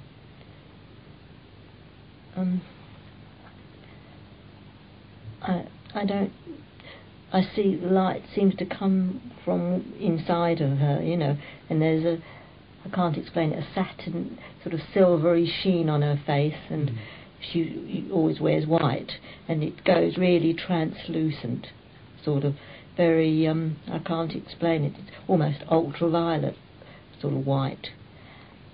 And her eyes, well, they're just, it's not her own eyes, because she closes her eyes, and but the eyes appear on her own eyes, on her lids, and it's just like iridescent sometimes, and sometimes it's more like opals, but the lid is completely covered with this light. And sometimes it's sort of, and you see the eyes looking around the room, as if they're trying to take in things, what's there. And then she sits on a white settee, and that sometimes I call it the Blackpool illuminations. It lights up so much. You get this light sort of just on top of it, like a halo of light around it, and the room goes silvery and shimmery. Sometimes I think the room's going to disappear. Sometimes I think Roxanne's almost disappeared. And when you say disappeared, is she the light is what remains, is that correct? Yeah, it's just someone else is there. Yeah. Quite often, I see a different face entirely. And I get quite worried. I think, is she coming back, And but she tells me she's always in control, and she can stop it at will. So there's no spirit there that's controlling her. Yeah. And sometimes the settee actually looks as if it's going to fly up. It sort of moves. And all the plants around the room, they sort of, the leaves move. From the energy is so great sometimes, it's almost unbearable, the heat and the energy that I get as well. And you obviously know Roxanne very well, and if you like, you are attuned to her. Yeah. Do other people see this too? People, yes. sort Other of semi-strangers who come in? Have seen it. Not as many times as I have, but then I sit twice a week quite regularly. But her son has seen things, and when Roxanne ran a little group in her flat, and she also ran a little group in a shop, and people have been shown things, but they seem to have been, I think they've been so astonished by it, they never came back. And when you said shown things, what do you mean? Well, I know one young woman in the group, she began to see what I've been seeing with the light, and her face changing and so on, and I think it scared her a bit. Yes, I can understand that. Yes. And does the light have an emotional quality to it? This is a feeling of love. There is the feeling of love. And yes. I just feel as if I'm sort of being nurtured. Yes. And do you feel energized after it? Yeah. Okay. See Roxanne nodding. Roxanne, twice a week. Why twice a week? I do it twice a week because that's the days we chose. But it's not happening. Okay, so that's the feeling of light in Roxanne, and I loved her opening description of it. It's like a candle, and if you think of a candle and this lovely golden light given off by the candle, that's what she says she experiences all the time, and that's very much in agreement with mystical experience and people who are illuminated. Well, what about authority? Can you run the video again?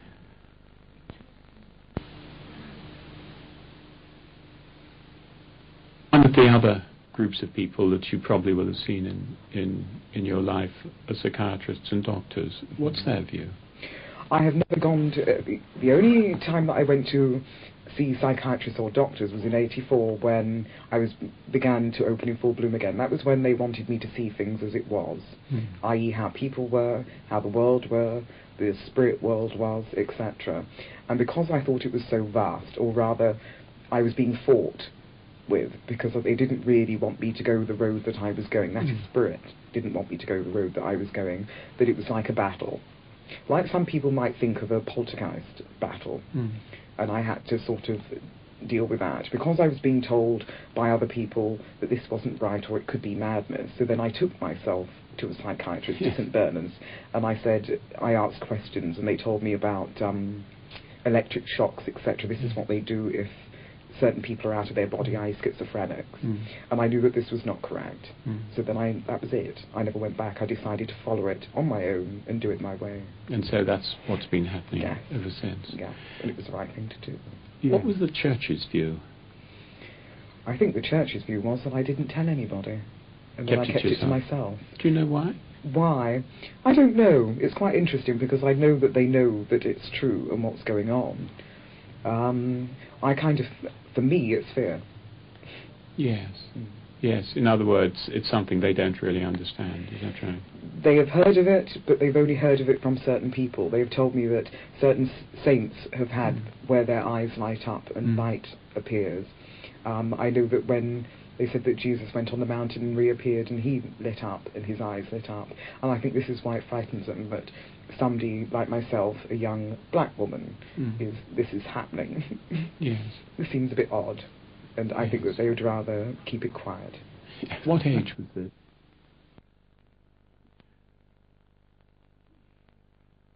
She's lovely, isn't she?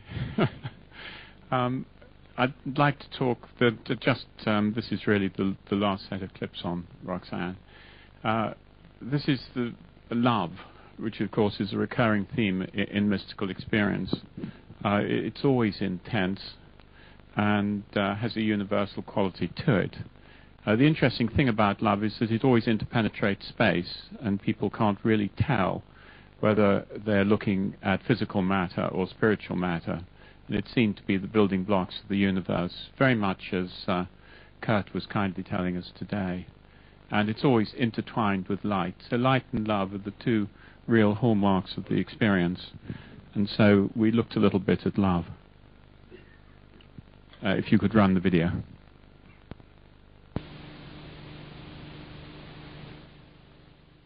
What was the effect of the seed going in? What was the effect? What did you feel? What did I feel? I felt love, I felt God. I knew that God's presence was in the room, which is that's undescribable. You can say overwhelming, but that doesn't describe it. It was almost as if you could see everything, like I could see at the back of my head, I could see everything. It went all the way around my body and through my legs, etc. And that was the beginning of the energy going to how it was, how it is now, really. And just give me a description of how the energy is now. You know, it's very hard to describe these things. It would be better for me then to say that if you were to come and I was to put my hands on you and I was to open you, then you would know how the energy is. But it's almost like volts of electricity, and it's not like volts of electricity, because I couldn't imagine volts of electricity being a nice thing. Oh, sure, yes, but it's a powerful feeling. It's a powerful feeling. And do you do healing sessions? I do, yes. Do people get better? It's according to what they're there for. I've just had a lady that has died recently through cancer. But they don't... It's interesting when people come for what I call healing, because I don't like to class myself as a healer. I think it's a different kettle of fish.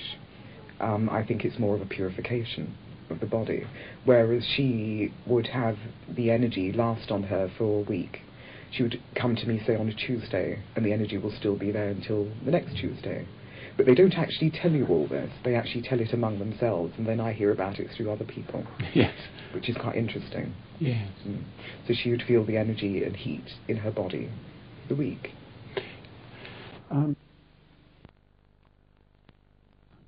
Okay, you can let it run on, I think. Now, Roxanne, why have you been given these experiences? Why doesn't everybody have them? Ooh, that's very hard, because I often ask that. I ask that every day. I think that a lot of people can get experiences if it's what they want, if it's with conviction. I can only say that I really wanted peace. I really wanted to know if there was a God. I really had enough. And it was with conviction. Whereas I think that a lot of people will say that they are spiritual or do spiritual things, like a lot of the New Age or the church, etc. And it isn't really what they really want. They are doing it as a fashion, or they're doing it as something to prove to other people. Yes. And I think that was the difference. Yes.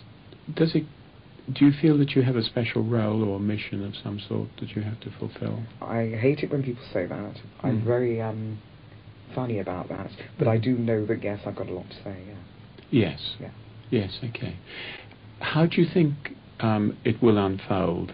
How will it unfold? That people would have to witness that there is an actual God, that we're on our last lap. Yes. And this is what it is. It's a warning, basically, that we are on our last lap. And if the last lap goes through, what will occur? You talked about an opening up before. Is that what you mean? Yes, I believe that, or what I'm being told is that there will be an awakening of souls, that people will begin to realise that there is a God. They won't just begin to realise that they will witness it, which is a difference. Yes, so they'll get experiences in a way like yours? In a way like mine. I don't know, I can't answer for that. Yes. It's witnessing that there is a God, and I think that they're actually allowing themselves to come through my body. And it isn't, you say, with your spiritual eye and your ordinary eye, I think that it's according to the person, because my son has a great awareness of spiritual way of life that he sees, and in fact he was the first person to see. And same as the people that come to the house, or that you might walk down the road, or a child, or something that might be aware. Yes. So I don't think it has to do with a person being open, in the sense, spiritually open. Yes. Okay, well, I thought it was important to include the clip about what Roxanne sees as the future. So I'd like to sum things up now, if I can, a little bit. If one thinks of Roxanne's experience, you can turn the video off now if you like. She clearly has a transcendent experience, but if you're going to judge her as sane or insane, is she mad? It depends what formal criteria you use. But if you use the criteria that she has an integrated personality, it doesn't limit her function. She's the passive recipient. Note it comes through her. She hasn't taken it to herself. She doesn't claim to be Jesus Christ or anything like that. She just says that the power passes through her. It certainly increased her understanding, and it's enhanced her development. With all those factors, you'd have to argue that she is not mad. You'd have to say that she's the recipient of a transcendental experience. So let's see if we can get some sort of order into it. You get, if you take the lessons which come from the near-death experience, then in our current science, brain and mind appear to be separate, but the lessons from near-death experience suggest, of course, that they're not. The next point is that from the near-death experience, the universe is highly moral, and we all have responsibility for our actions.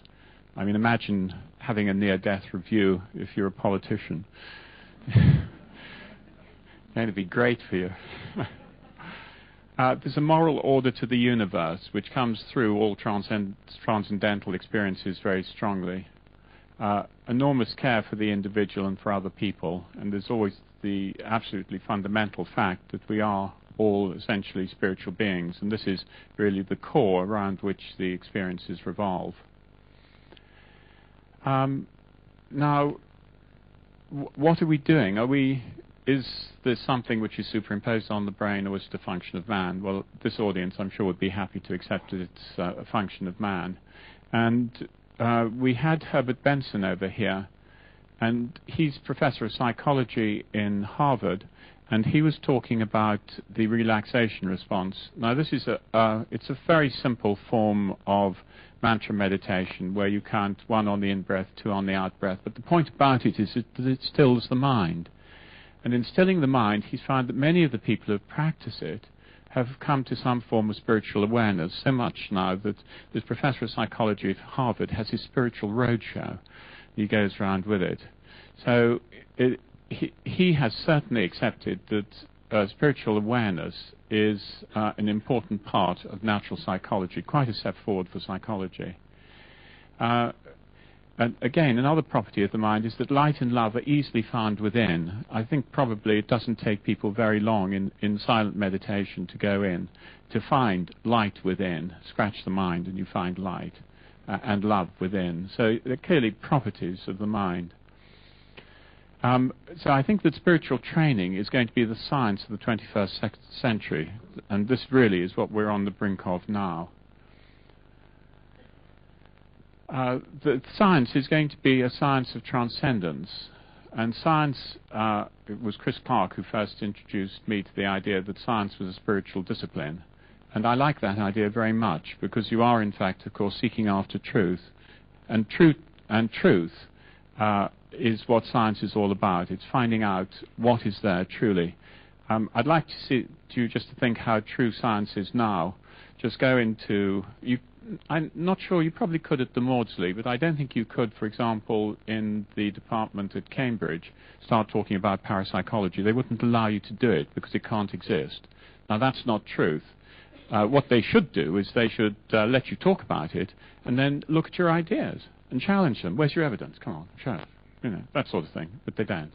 So I don't think science at the moment is true. Then you want rigorous classification of subjective experience. We've got to now go through what we did to the outside world to the inside world. This is how I think our science has got to progress. And then I think we have to recognize that we're not separate from nature. We are, in fact, part of nature, and recognize that there is this wider aspect to man that the Time Lord was talking about. And then the concept of a soul, what is a soul, how do you classify it, where do you put it, how do you feel it, how do you experience it, etc., needs to all be gone through. And then of the recognition of the unity of creation. I always like those slides. I'd just like to end very briefly, if they'd put the light up a bit here, and just to read you a near-death experience. And I love this near-death experience because it is one in which the person who has it takes control. Now, you've all heard of going to the light, you go into the light, it's wonderful, and the light is great to you, etc. But this wasn't cone-bended, and I recommend that those of you who are interested in near-death experiences might just look at this.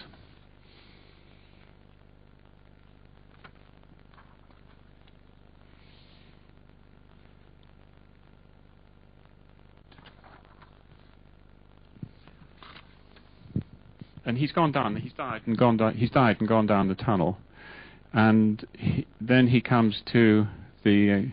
Sees the light in the distance. There was the light shining. I turned towards the light. The light was very similar to what many other people have described in their near-death experience. It was so magnificent. It's tangible. You can feel it. It's alluring. You want to go to it like you would want to go to your ideal mother's, father's arms. So I began to move towards the light. I knew intuitively that if I went to the light, I'd be dead. So as I was moving towards the light, I said, "Please wait a minute. Just hold on a second here. I want to think about this. I'd like to talk to you before I go." And he then has this wonderful description with the light and how the light then shows him the whole universe. But the point about it is that he is, in fact, then shown the whole universe in the most interesting way. And this is exactly the same sort of experiences he had, or the same sort of experiences the Time Lord had, which are very much the same sort of experiences that Kurt was talking about. I'd like to end with the statement of Roxanne's, that we seem to be in a state where people are opening up more. And I thought a lot about this, and it wasn't until I spoke to Warren Kempton that I got the answer. Because what has been the point of this vast Newtonian thrust into looking at the outside? It's obviously got a reason, and if you take mystical experience, then everything is perfect as it is, because that's what the mystics say. So why this? And the answer that Warren gave me, I'm sure, is the right one, and that is that as you differentiate below, so you increase your power above. So, in fact, Roxanne is right. By increasing the differentiating below, we have, in fact, opened ourselves much more to spiritual experiences. And just think of those 5 million Americans who've been in the light. Clearly, Roxanne is probably right, and the days are coming. Thank you all very much.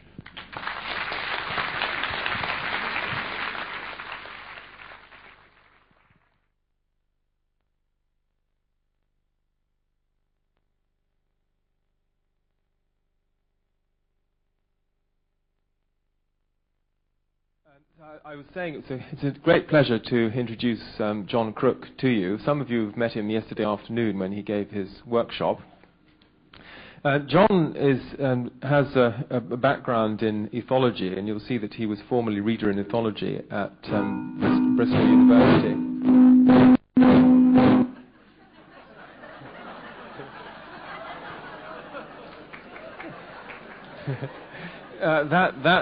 In case you didn't recognize that, it actually was a Zen koan. Especially put in at that point. Just initiation. I don't know what else I should say. He now he's retired from the university and, or should I say, retreated from the university, because he now spends a lot of his time giving lectures and retreats particularly on Zen and Tibetan Buddhism. You'll see some of his books listed in the blurb. Up in the bookshop, we've got Space in Mind. And the book that I think will be of most interest to you, which is coming out very soon, and you'll get it from Moti Lau Books, if you can remember that, in Oxford. There is a sheet which will enable you to spell it when you get out into the hall. This is on Himalayan yogins. He's got another one on Himalayan villages, but this is on Himalayan yogins. He's just been telling me that he's been really trying to find out what they're up to and how to interpret what they're up to in Western terms and Western language. And so this is really a fresh approach, fresh study of these Tibetan Buddhist yogins. So I'm very much looking forward to hearing what John has to say. His title is pregnant with meaning, and Zen : experiments with self, capital S. So John, over to you.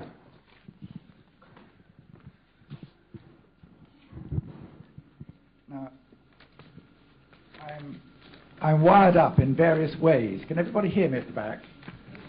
If I put that away, you still... So I'm going to have to stand here in this great palace for the whole of the time. Sorry about that.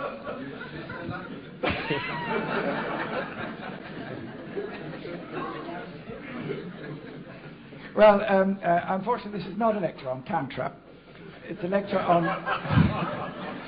it's a lecture on Chinese Zen. But a thing which has struck me in the last few talks, particularly Ursula and Peter's talks yesterday and today, has been about the need for some kind of education, some kind of training, as it were, in spiritual matters. And so this talk is going to be about Zen training. So maybe there are a few clues here as to the kinds of training process which might be of use to us. Obviously, this would not be the only type of training, but at least here's an offering. When I run retreats in Wales, where I have a small Zen meditation centre, people often arrive, and the first thing I do is, when everybody's gathered around the fire, as it were, is to say, "Why have you come?" And there's always a proportion of people who say, "Well, I'm so looking forward to the rest." At which those who've been on retreat before emit hollow laughter. The fact is that the practice of Zen is a very energetic activity, requiring a great deal of application. It does, of course, have elements of rest and relaxation in it, as some of us were exploring yesterday afternoon in my workshop. But the main emphasis in Zen is on inquiry. And perhaps that is the key word, the sort of take-home message which I would like to leave. That inquiry, both in science and in mysticism, spiritual matters, is very much a key theme. And in Zen, you can get nowhere without an investigation. The Chinese have a special word for this. It's tan. And a Zen master, when teaching in the middle of a silent retreat, may suddenly emit a large shout, "Tan!" which means investigate. Don't just sit there on their bums doing nothing. Investigate. There's the nice story of Master Matsu, who, when in training, was seen by his teacher sitting in benign meditation, quietly contemplating his koan. And the master went up to him and said, "What are you doing?" So Matsu, who was then a very young monk, said, "I'm meditating." And the master said to him, "Do you think you can make a mirror by polishing a brick?" At which Matsu gave up quietism entirely and became one of the most dramatic masters in the story of Chinese Zen. Well, what is Zen all about then? Well, I'm going to have to repeat one or two things I said in the workshop yesterday, but I'll be brief on that, I hope. The original definition of Zen, or as in China is called Chan, as given by the Indian monk Bodhidharma when he first came to China, this is a famous definition, is that Zen is a direct transmission outside the scriptures, no dependence on words and letters, direct pointing to the human heart, seeing into one's own nature. Now, the important word there is direct. It is not so much that scriptures and writings and words and theories and talks are completely irrelevant. It is simply that all of those can be described as secondary processes. They are always a description. They're always, as it were, intentional, but they are never the thing in itself. What Zen, therefore, is after is always trying to focus on direct and immediate knowing. And it's often said that the knowing has to be of the kind that if somebody asks you what water is, you don't start on a description of H2O and the various chemical forms of it, nor the fact that it can turn into ice if it gets cold. You don't indulge in any kind of description at all. You either give him a cup of water to drink or you throw some over him. Then he knows what water is through direct and immediate experience. So Zen is about the acquisition of a direct and immediate experience. But what? Well, basically, it is an attempt to imitate the Buddha. It is to try to find out what the Buddha found out under the Bo tree. Because, of course, it was that experience of the Buddha which gave rise to his teachings. It is not that his teachings are his experience, but that the teachings flowed from that experience. And you may remember the wonderful phrase which he said which in many ways echoes Kurt's talk this morning, when he described the experience of looking at the rising morning star. He said, "When the morning star first was, there was I." This is one of the more elliptical statements of the Buddha's enlightenment. So whatever that might mean to us, it is the endeavor to recover that experience and thereby to understand the heart, root, and sap of the very teachings themselves through actual experience, so that when you teach in your turn, as it were, as a bodhisattva, you can manifest the teachings from direct and immediate understanding. So the attempt of Zen then, and Zen training, is to try to recover that original insight. Most teachers would not want to say further than that. They would start giving instructions as to what to do. But I think for this audience, it's necessary to say that there is actually a descriptive philosophy and a descriptive psychology which lies behind this.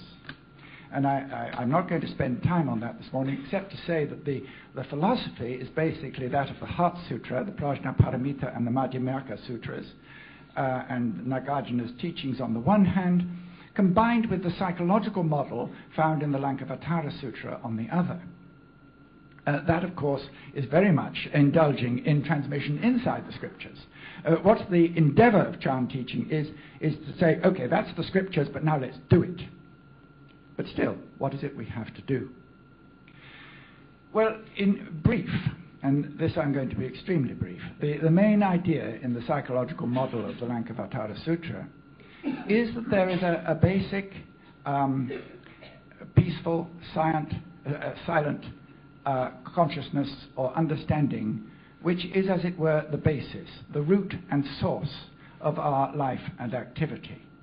And the trouble with human beings throughout the whole of civilization has been that we tend to get preoccupied, possessed by the busyness of the world, so that original basis, that clarity, that joyousness of the clear empty mind, as it is called in Buddhism, the empty mind, is not available to us.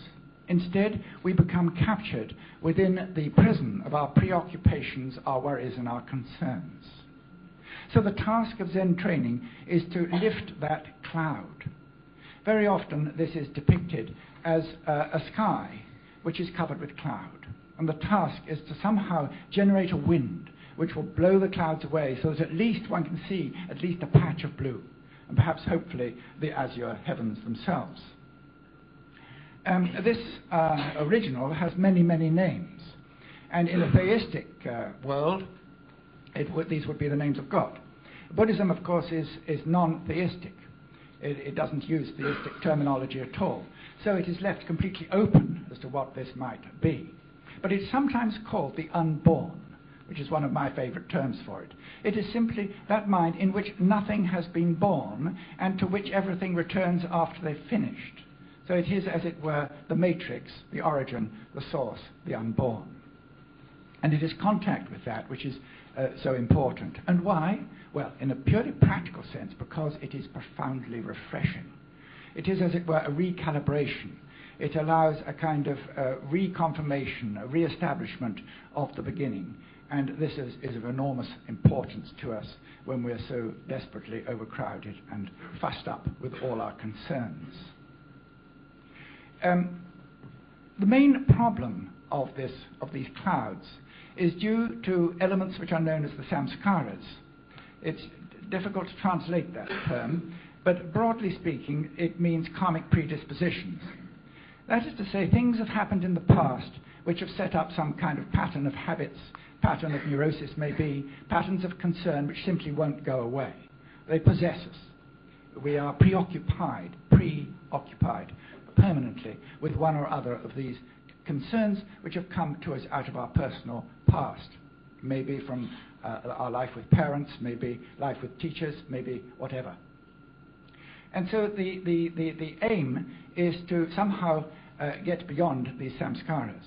But the number one devil in the woodpile, the number one samskara is the belief in me. it's very interesting that in Western psychology, only within the last 50 years or so, no, perhaps a bit more than that, about within the last century, has it been realized that the I is a construct. That this thing here, which I call John, is actually, which my parents call John, is actually a construct, a psychological construct. Well, this has been a common idea in Buddhism virtually from the beginning, that the I is a construct. And if it is a psychological construct, not only can it be changed through time, through action in the present, but also maybe it could be set aside, like all the other samskaras. The I is simply unnecessary. In fact, it is essential to drop the I entirely if that sky is to be completely clear. There may be little bits of insight now and again, but if one is to have an experience of the complete clarity of the sky, then that samskara, that thought which creates the ego, as I call it, whatever the thought may be that creates the ego, that has to be non-present for the enlightenment experience, as it is sometimes called in Japanese kensho, which is an experience of being without an ego present in actual moment experience. If that experience is to arise, then it's necessary somehow for the ego to be dropped. And we shall come back to that because this is profoundly paradoxical. This is where the deep paradoxes of Zen come in. Now, so briefly then, there is a model, there is a philosophy, and the question then arises is, okay, how do we do this? Yesterday in my workshop, I described the approach known in Chinese as Mo Chao, that is silent investigation, silent illumination. And we showed how that practice was based in the very original methods, the Satipatthana methods of the Buddha himself, the mindfulness treatises, the mindfulness suttas, the Satipatthana Sutta. But in China, a new method developed, which was based on attempts to understand stories of the way in which enlightened masters had interacted with their monks. There was a tradition of stories, like the one I've just told about Mao Tzu.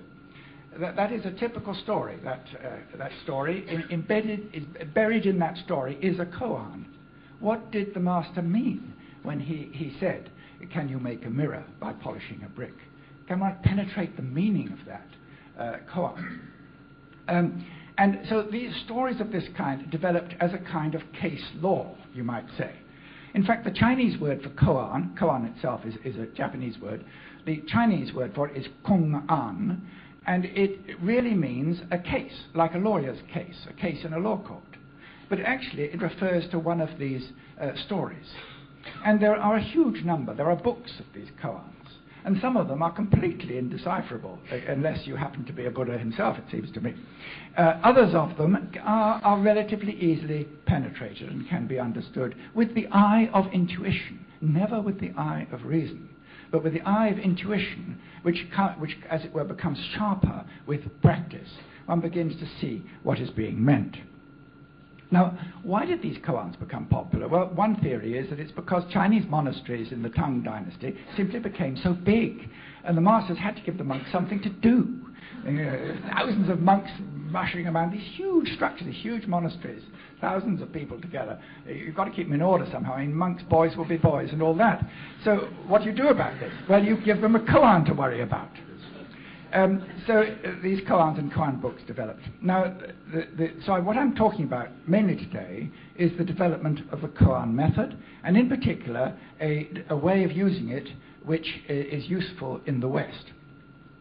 Now, the traditional method of using the koan in China, and in Japan, where it is still used today in the school known as the Rinzai School of Japan. This is perhaps the most energetic and maybe somewhat militaristic school of Japanese training.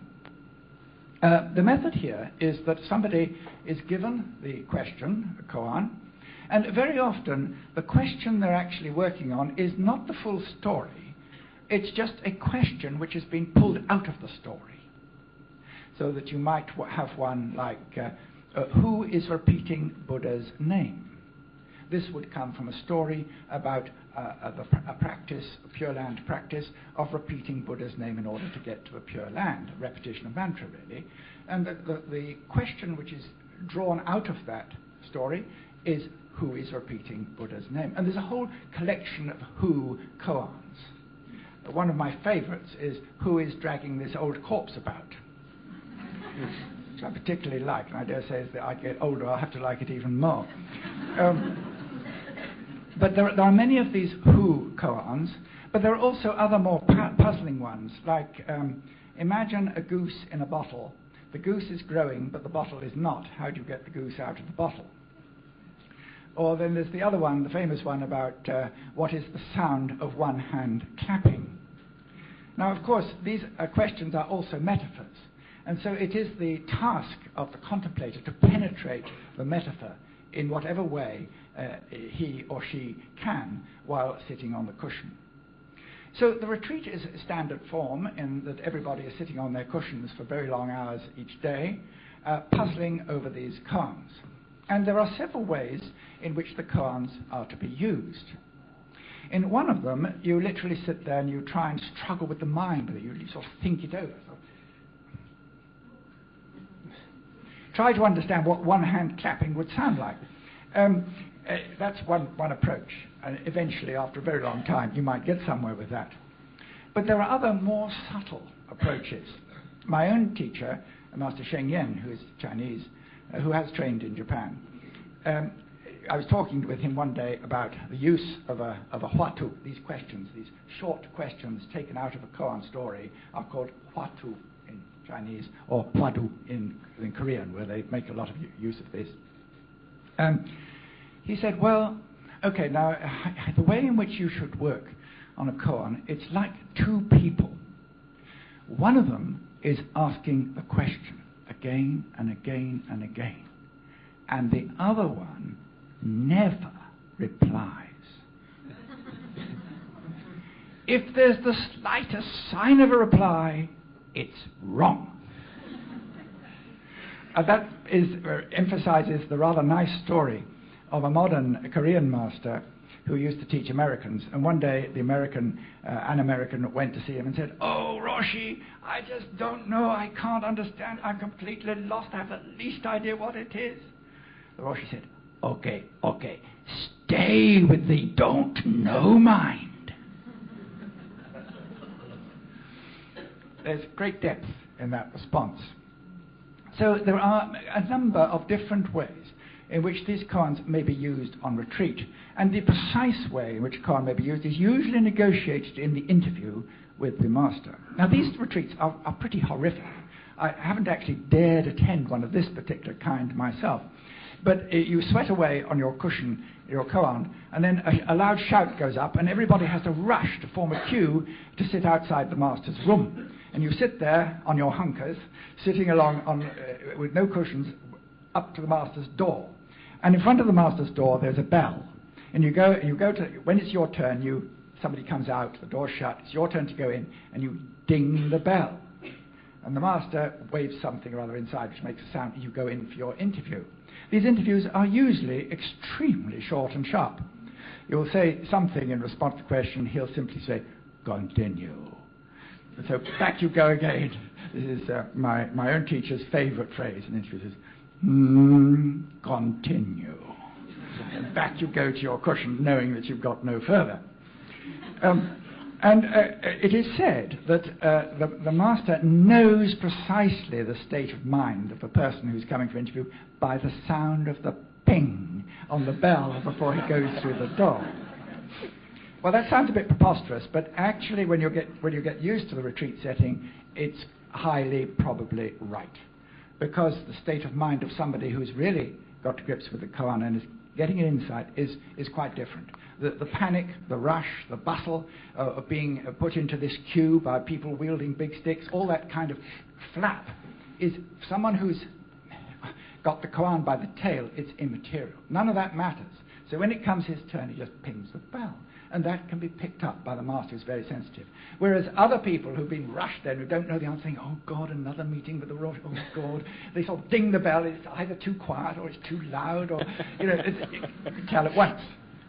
In fact, if you get used to interviews in a more general way, you can usually tell where a person is as soon as they appear through the door. It's quite obvious, which is a little bit different from the bell, but similar idea. So this is then the traditional Rinzai practice. And the way in which a monk, or indeed a layperson, proceeds through that sequence of constantly going to the master has been beautifully expressed in what are known as the ox herding pictures.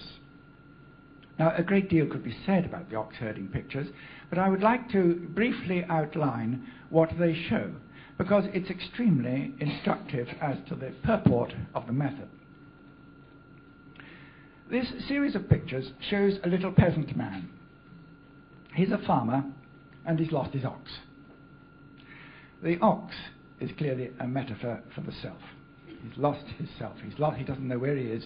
He's puzzled. He's like any one of us who are at the beginning of a spiritual quest, and we're really disturbed by something. Something's come up in our lives. I mean, we all know this kind of a moment, and we feel lost, and we don't know which way to go. But we know that somewhere out there, we've heard about it, there is a solution somewhere if we can only get to grips with it. So at least he knows there's somewhere to look, and he knows he's looking for his ox. So the first picture shows this little man getting up from his seat outside his hut and beginning to look around in the bushes and the wood behind the trees and all the rest of it. The second picture shows a few tracks in the mud. He's spotted some clues. Maybe he's been on a retreat. Maybe he's met someone who said a few helpful things. Maybe he's gone on holiday and his mind has cleared a bit and he's got a better idea. Whatever it is that's happened, there are some clues in the mud. So he starts off tracking the ox. The next picture is usually rather a delightful one. It shows a bush with the ox's tail sticking out. This is called the first glance at the ox. You can't see the ox because it's still in the bushes, but there is a tail. And so he's got onto something. This is very exciting, of course, the first glimpse of the ox. This might be like the first little glimpse of some change in one's mind on a retreat or something. So the next picture shows him battling with the ox. He has a big noose, and he's trying to get this noose around the head of the ox. And the ox is jet black, which symbolizes rebelliousness. There's a real struggle going on here between the self, between the man who wants to capture and tame the ox, a symbol for himself, bring his life into some kind of order, some kind of balance, some kind of poise, some kind of insight. That immense struggle with all the karmic samskaras of the past symbolized in the blackness and the fierceness of this cavorting ox. The verse usually goes, the ox does not wish to be tamed and taken back to the farm. He wishes to cavort in the meadows and dance among the flowers, etc. The next picture shows the ox has been well and truly tamed, and now it's changed colour. It's partly white now. And the man is sitting on the back of the ox, riding it home. I needn't explain the symbolism of that. It's fairly clear. This person is now in training, has really got to grips with themselves, and is beginning to feel that his or her feet are well placed on a path of development. The next picture shows the hut, and there the ox is gone. And the verse reads, "Ox and man are now one." He sits there in calm, contemplating his surroundings. At ease, he sits outside his hut. Now, this is a very interesting picture, because although the self which he's been searching for has come, it is a moment, as it were, of acceptance. And I'm going to return to this moment of acceptance later when I refer to the retreats we do in Wales, because this moment of acceptance is very, very critical. It's as if, at this stage, somebody has been looking at the black and white of the ox, said, yes, well, God, my life is real. I'm a mess. I really am a mess.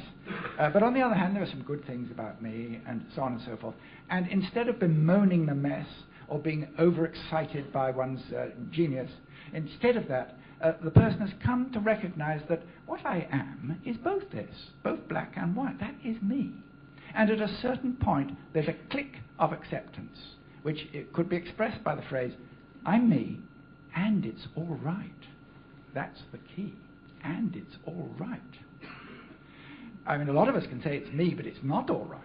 I mean, I'm sure nearly all of you have been on some kind of group experience where people are asked to tell each other what's bad about themselves.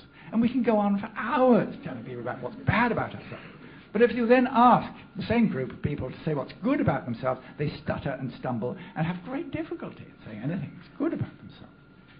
So this is a moment in a training practice when a person has been able to accept who they are and can say, I'm me, and it's all right. In other words, a unification. We've been talking a lot about unification. Here is a unification. But the next picture is very puzzling. The next picture is almost crossed out. You can see the landscape, you can hardly see the hut, there's no man, there's just a huge circle, ferociously placed in the middle of the picture, a great squirrel, and these Zen masters train in doing a perfect circle in one move with the calligraphy brush. So this picture is... Now, one might say, well, what is that? So usually, if you ask a master, well, he'll say, oh, that's Kensho, and doesn't want to say any more. Well, why doesn't he want to say any more? Well, a clue to that comes from some incidents which we had at a retreat this summer when my good friend Roshi Reb Anderson from Green Gulch Farm, a Zen center in California, came over to teach in our place. We were talking about the goal of Zen training.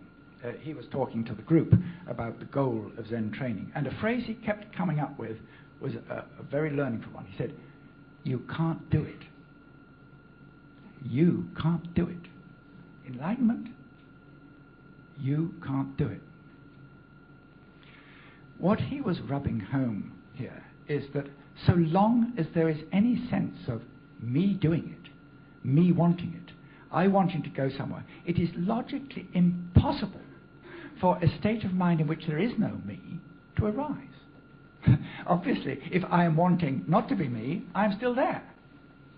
So you are caught. This is really where the profound paradox of Zen training focuses. That so long as you want an experience which is transcendental in the sense that there is no thought which creates the ego present, if you want that, you can't have it.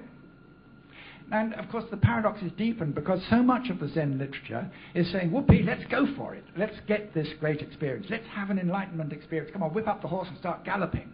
Particularly in Japanese Rinzai. You know, you're meant to put an immense effort into this. In truth, you can't do it. The more effort, the more desire, the more wishing for this kind of whatever it is, which of course you don't know what it is either, the less likely, in fact, impossible, for that great circle to suddenly appear in your diagram. The fact is that in our Western language, the best way of expressing that event when it happens is that it is a grace. Now, I'm not adopting any theological interpretation. I'm simply taking that word. It's a grace. It's as if it comes over one. People who have had that kind of experience, whether in training or whether quite naturally, as of course people like Wordsworth did, beautifully described in the Prelude, and other poets, other nature mystics and so on, Walt Whitman, who've described this kind of experience, it's always something which comes over one. It's not something one can do, acquire, or even train for. It comes over one. One may well be able to set up circumstances where the probability of it happening is likely to be higher, but you can't actually get it in any way by wanting it. I sometimes think that, of a nice metaphor for this.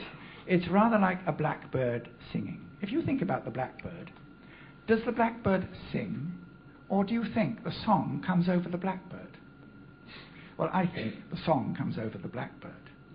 Well, I think it's exactly that kind of experience, that in certain times, that experience, therefore it's a grace.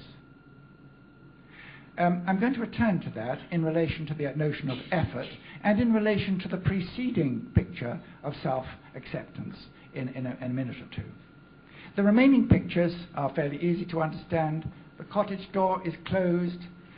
he sets off and disappears in the direction of the local town. Next one, you see him walking merrily into the marketplace, and it says, he comes back to the marketplace and teaches the Dharma to butchers and fishmongers, in other words, meat eaters, who of course are the lowest of the low. So he's now functioning as a bodhisattva amongst those, not necessarily teaching the Dharma as a teacher or a preacher, but simply by being among them and manifesting his newfound presence, which of course is a result of the training. So those pictures are very beautiful because they illustrate in a very succinct and neat fashion the nature of this training process and also the paradox at the heart of it. Now I'd like to describe to you a method which we use in Wales, which is based on a method devised by an American called Charles Berner. He devised a kind of retreat which is known as the Enlightenment Intensive. You may know about that. It's a bit of a gallop. So I simply use what he calls the communication exercise as an element within what is otherwise a straightforward and ordinary Chan retreat. It begins with 2 days silent sitting, as we were doing yesterday, and yesterday afternoon. And then on the third day, we introduce the communication exercise, which uses a koan.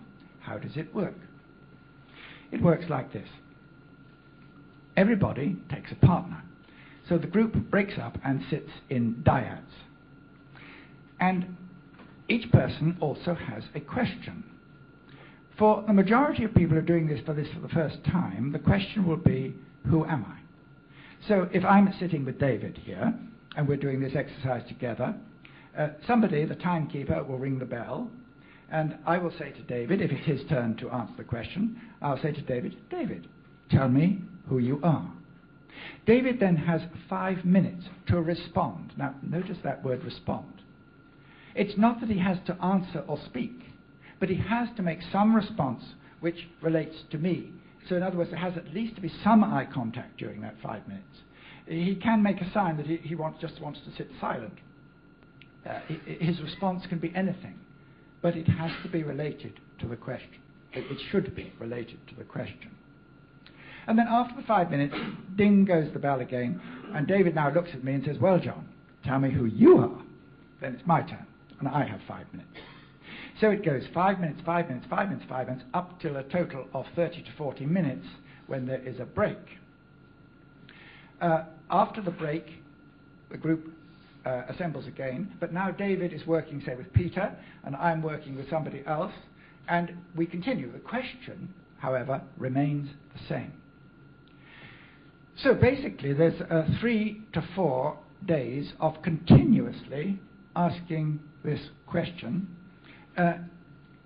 but within the framework of supposing the group is 20 people, it means you've got 20 minus 1 people to work with. And that means you've got 20 minus 1 different personal responses to questions coming at you. But note this, the rule is no conversation. The retreat, apart from this one exercise, is completely silent. What that means is that when I say to David, tell me who you are, and David says, I'm a pink elephant with horns on, I don't sort of say, no, David, I don't think you can be that. I mean, that's a fantasy. I mean, it's almost as good as one of Peter's films, isn't it? I'm not allowed to say anything like that, whatever I think. I just sit there with an open, friendly kind of expression, so far as I'm able, in order to hear whatever is being said. Because the importance of what he said is for him alone, not for me. I'm simply a mirror. And when it's his turn to ask me, and he asks me my question, if I say something equally cuckoo, he makes no comment. The only thing that the questioner is allowed to do is occasionally to ask the question again, quietly, if the person seems to be completely lost. And there are all sorts of things which we call cul-de-sac, one-way streets. There's a street in Bristol called There and Back Again Lane. Well, during this practice, people can endlessly go down There and Back Again lanes. And I needn't go into the whole list of possibilities. One of them, of course, is telling life stories. You say, tell me who you are. Well, now, when I was in the Himalayas, I went to see it, da-di-da-di-da. This goes on, and obviously this is a reminiscence. It's not answering the question. It's not direct. It's an indirect kind of circulatory, God knows what. At that point, the question is allowed to say, tell me who you are, which will hopefully bring the person back again. Now, what actually happens? What goes on in the retreat? Well, one can never... I've run many of these retreats, and you can never be sure, you can never predict what an individual will do. But the group process is highly predictable as a group process. People usually begin by describing their roles in life, like I'm a father, I'm a university lecturer, I'm divorced, da-da-da, and you go on like that for some time, maybe for a whole day. But after a bit, you seem to dry up with those kind of answers. It doesn't seem to make any sense to go on describing one's roles in life, because you have a hunch that that's not really what you are. That's just what you do, and what you do is not what you are. So this gradually comes home. Then you begin saying things like, well, when such and such a thing happens, I feel very, very sad, or I feel angry, or it makes me laugh when such and such a thing. You're beginning to describe feelings and emotional states. And you may come to a point where it comes your turn and you ask, tell me who you are, and an image, let us say, of your dying mother, or a road accident in which your child was run over, something like that comes up, and you immediately weep or show anger. And of course, that is an immediate and direct expression of exactly who you are at that moment. I am an angry person. I am beating the floor beside me, shouting fuck in a loud voice. That's what I am at that moment. Or I may be quietly sitting with tears rolling down my face as I think of some lost love. So that by about day 4, a lot is going on in that room as people are beginning to encounter their hearts, their emotional selves, the way in which they process their worlds. Now you can see that at this point there's a major problem of trust. Now, although people are told that the whole process is confidential, it's still a very difficult matter. If, for example, I'm sitting with somebody and I suddenly remember something of which I'm deeply ashamed. I'm sitting with someone who I've never met before. How do I talk about something which I'm really very ashamed about, or which I feel very guilty about? Very difficult. So I don't. I edit. And that's another there and back again lane. I edit it, stuff it away on the shelf, and think about something else. I stop taking it off the top, and I sort of burrow down to find something else which I can present. It doesn't work. If that feeling, if that memory is of significance to you, it'll sort of keep pushing open the doors of its cupboard and want to be said. So that sooner or later, what happens is that perhaps you choose someone you feel more at home with, but sooner or later, you will tell that particular story of your life. And the effect can be magical. If you're sitting opposite someone who, in great psychological pain, is describing an experience about which they're feeling terribly, terribly guilty, or really profoundly ashamed, if you're receiving such a confidence, you know that you can confide in that person yourself. So what happens is that by that stage in the retreat, people are now really sharing with each other things which are really unspeakable, or have been found to be unspeakable before. On a recent retreat, there was a young man present, and after about 3 or 4 days, he began speaking about his time in prison. He'd been in prison because he had tried to burn down his parents' house with his mother and father asleep inside. This dreadful thing, and also he's a very sensitive man, the whole of his time in prison he had never spoken of since leaving prison, until he came to this retreat. And it was a great relief to him to find that not only could he share this experience, but the people were just taking that experience as read and being with him in his difficulty, and furthermore sharing with him their own personal experiences. It meant a great deal to him to re-enter the human race at a level of felt feeling. There's no need to describe his case further than that. Each one of us has something like that in our lives which we would very much prefer not to share, perhaps. But to do so is a great relief. Now, we can see here that we're beginning to explore the identity in a way which is very parallel to psychotherapy, except there's no therapist in this. But there is to a certain extent, because if a person gets stuck, they come to have an interview with the master, or maybe we had better say the facilitator. And the facilitator picks up the story and tries to help the individual open it up again. Hopefully, in such an interview, a block is removed and the person can continue with the investigation. Sometimes the facilitator is just as lost as the person sitting on the cushion trying to understand who they are. They both get lost together. But the facilitator will say, look, I'm just as lost. I haven't a clue where you're going, and neither have you. But let's look at it this way. Let's inquire. Let's go down this line. Let's have a look at this. So that the ingenious, or rather the experience of the facilitator is called into play to try to probe the right questions and to try to help a person open up the story. So that in this way, an individual will eventually reach a point where he is able to say, well, I know where I am. And you reach that marvelous state of being able to say, that's all. I mean, there will be a preliminary stage where you'll say, that's all, but I haven't finished the question yet. That's all, but I can't think of what else to say. Now, then it becomes very delicate. This is called crossing the desert. You seem to have said anything. You seem to have felt everything. But somehow or other, it's not quite finished. The reason usually is that what is not being done is an acceptance of oneself. And this is a very delicate matter as to whether a person can or cannot accept themselves. Many people do not complete their question during a particular retreat at that point.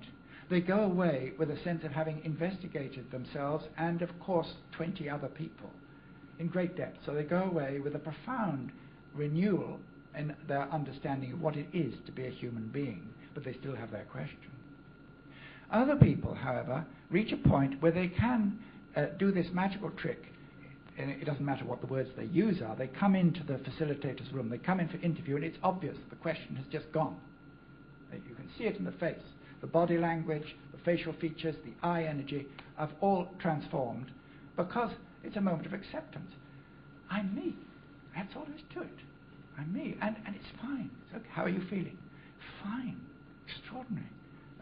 What's it like when you go for a walk? Well, everything is shining. I've never seen a sheep like that before.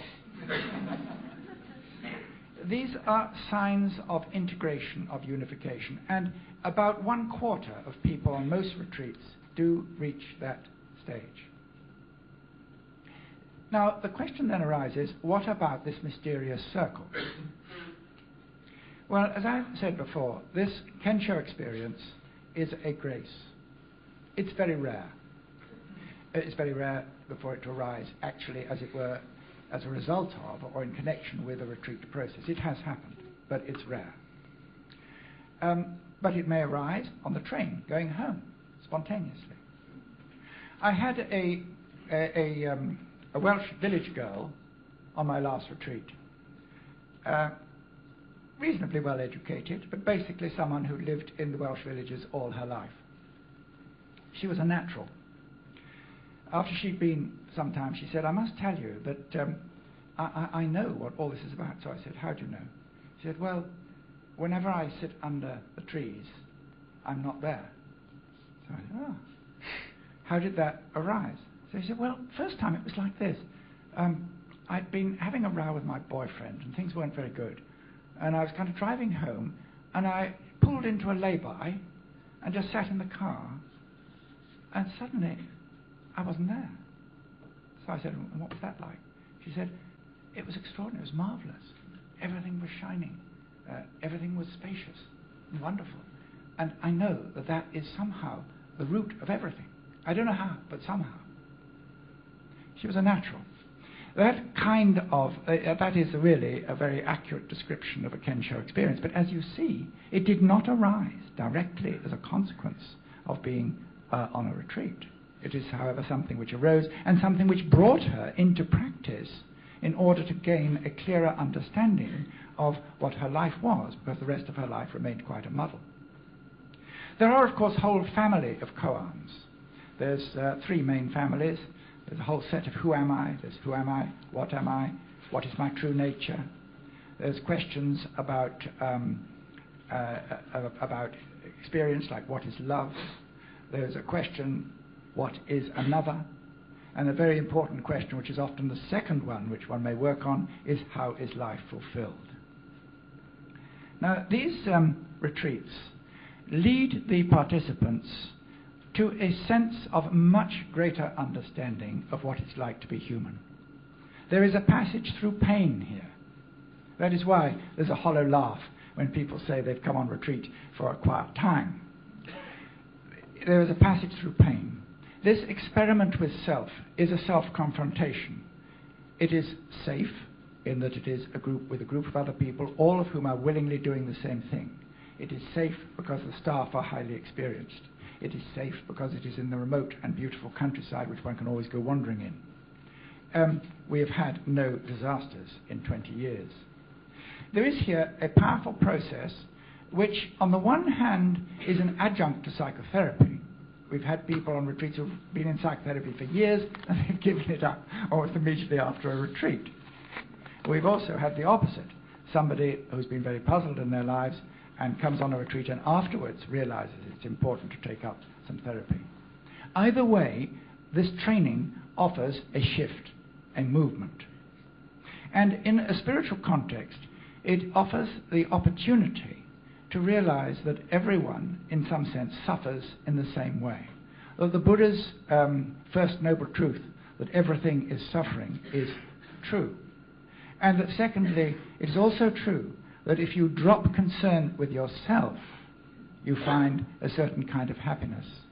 That may not be a mystical experience, but it is a sense that things are all right with oneself. In my view, returning to the village with helping hands does not necessarily require the picture with a great circle in it. That is a kind of added bonus.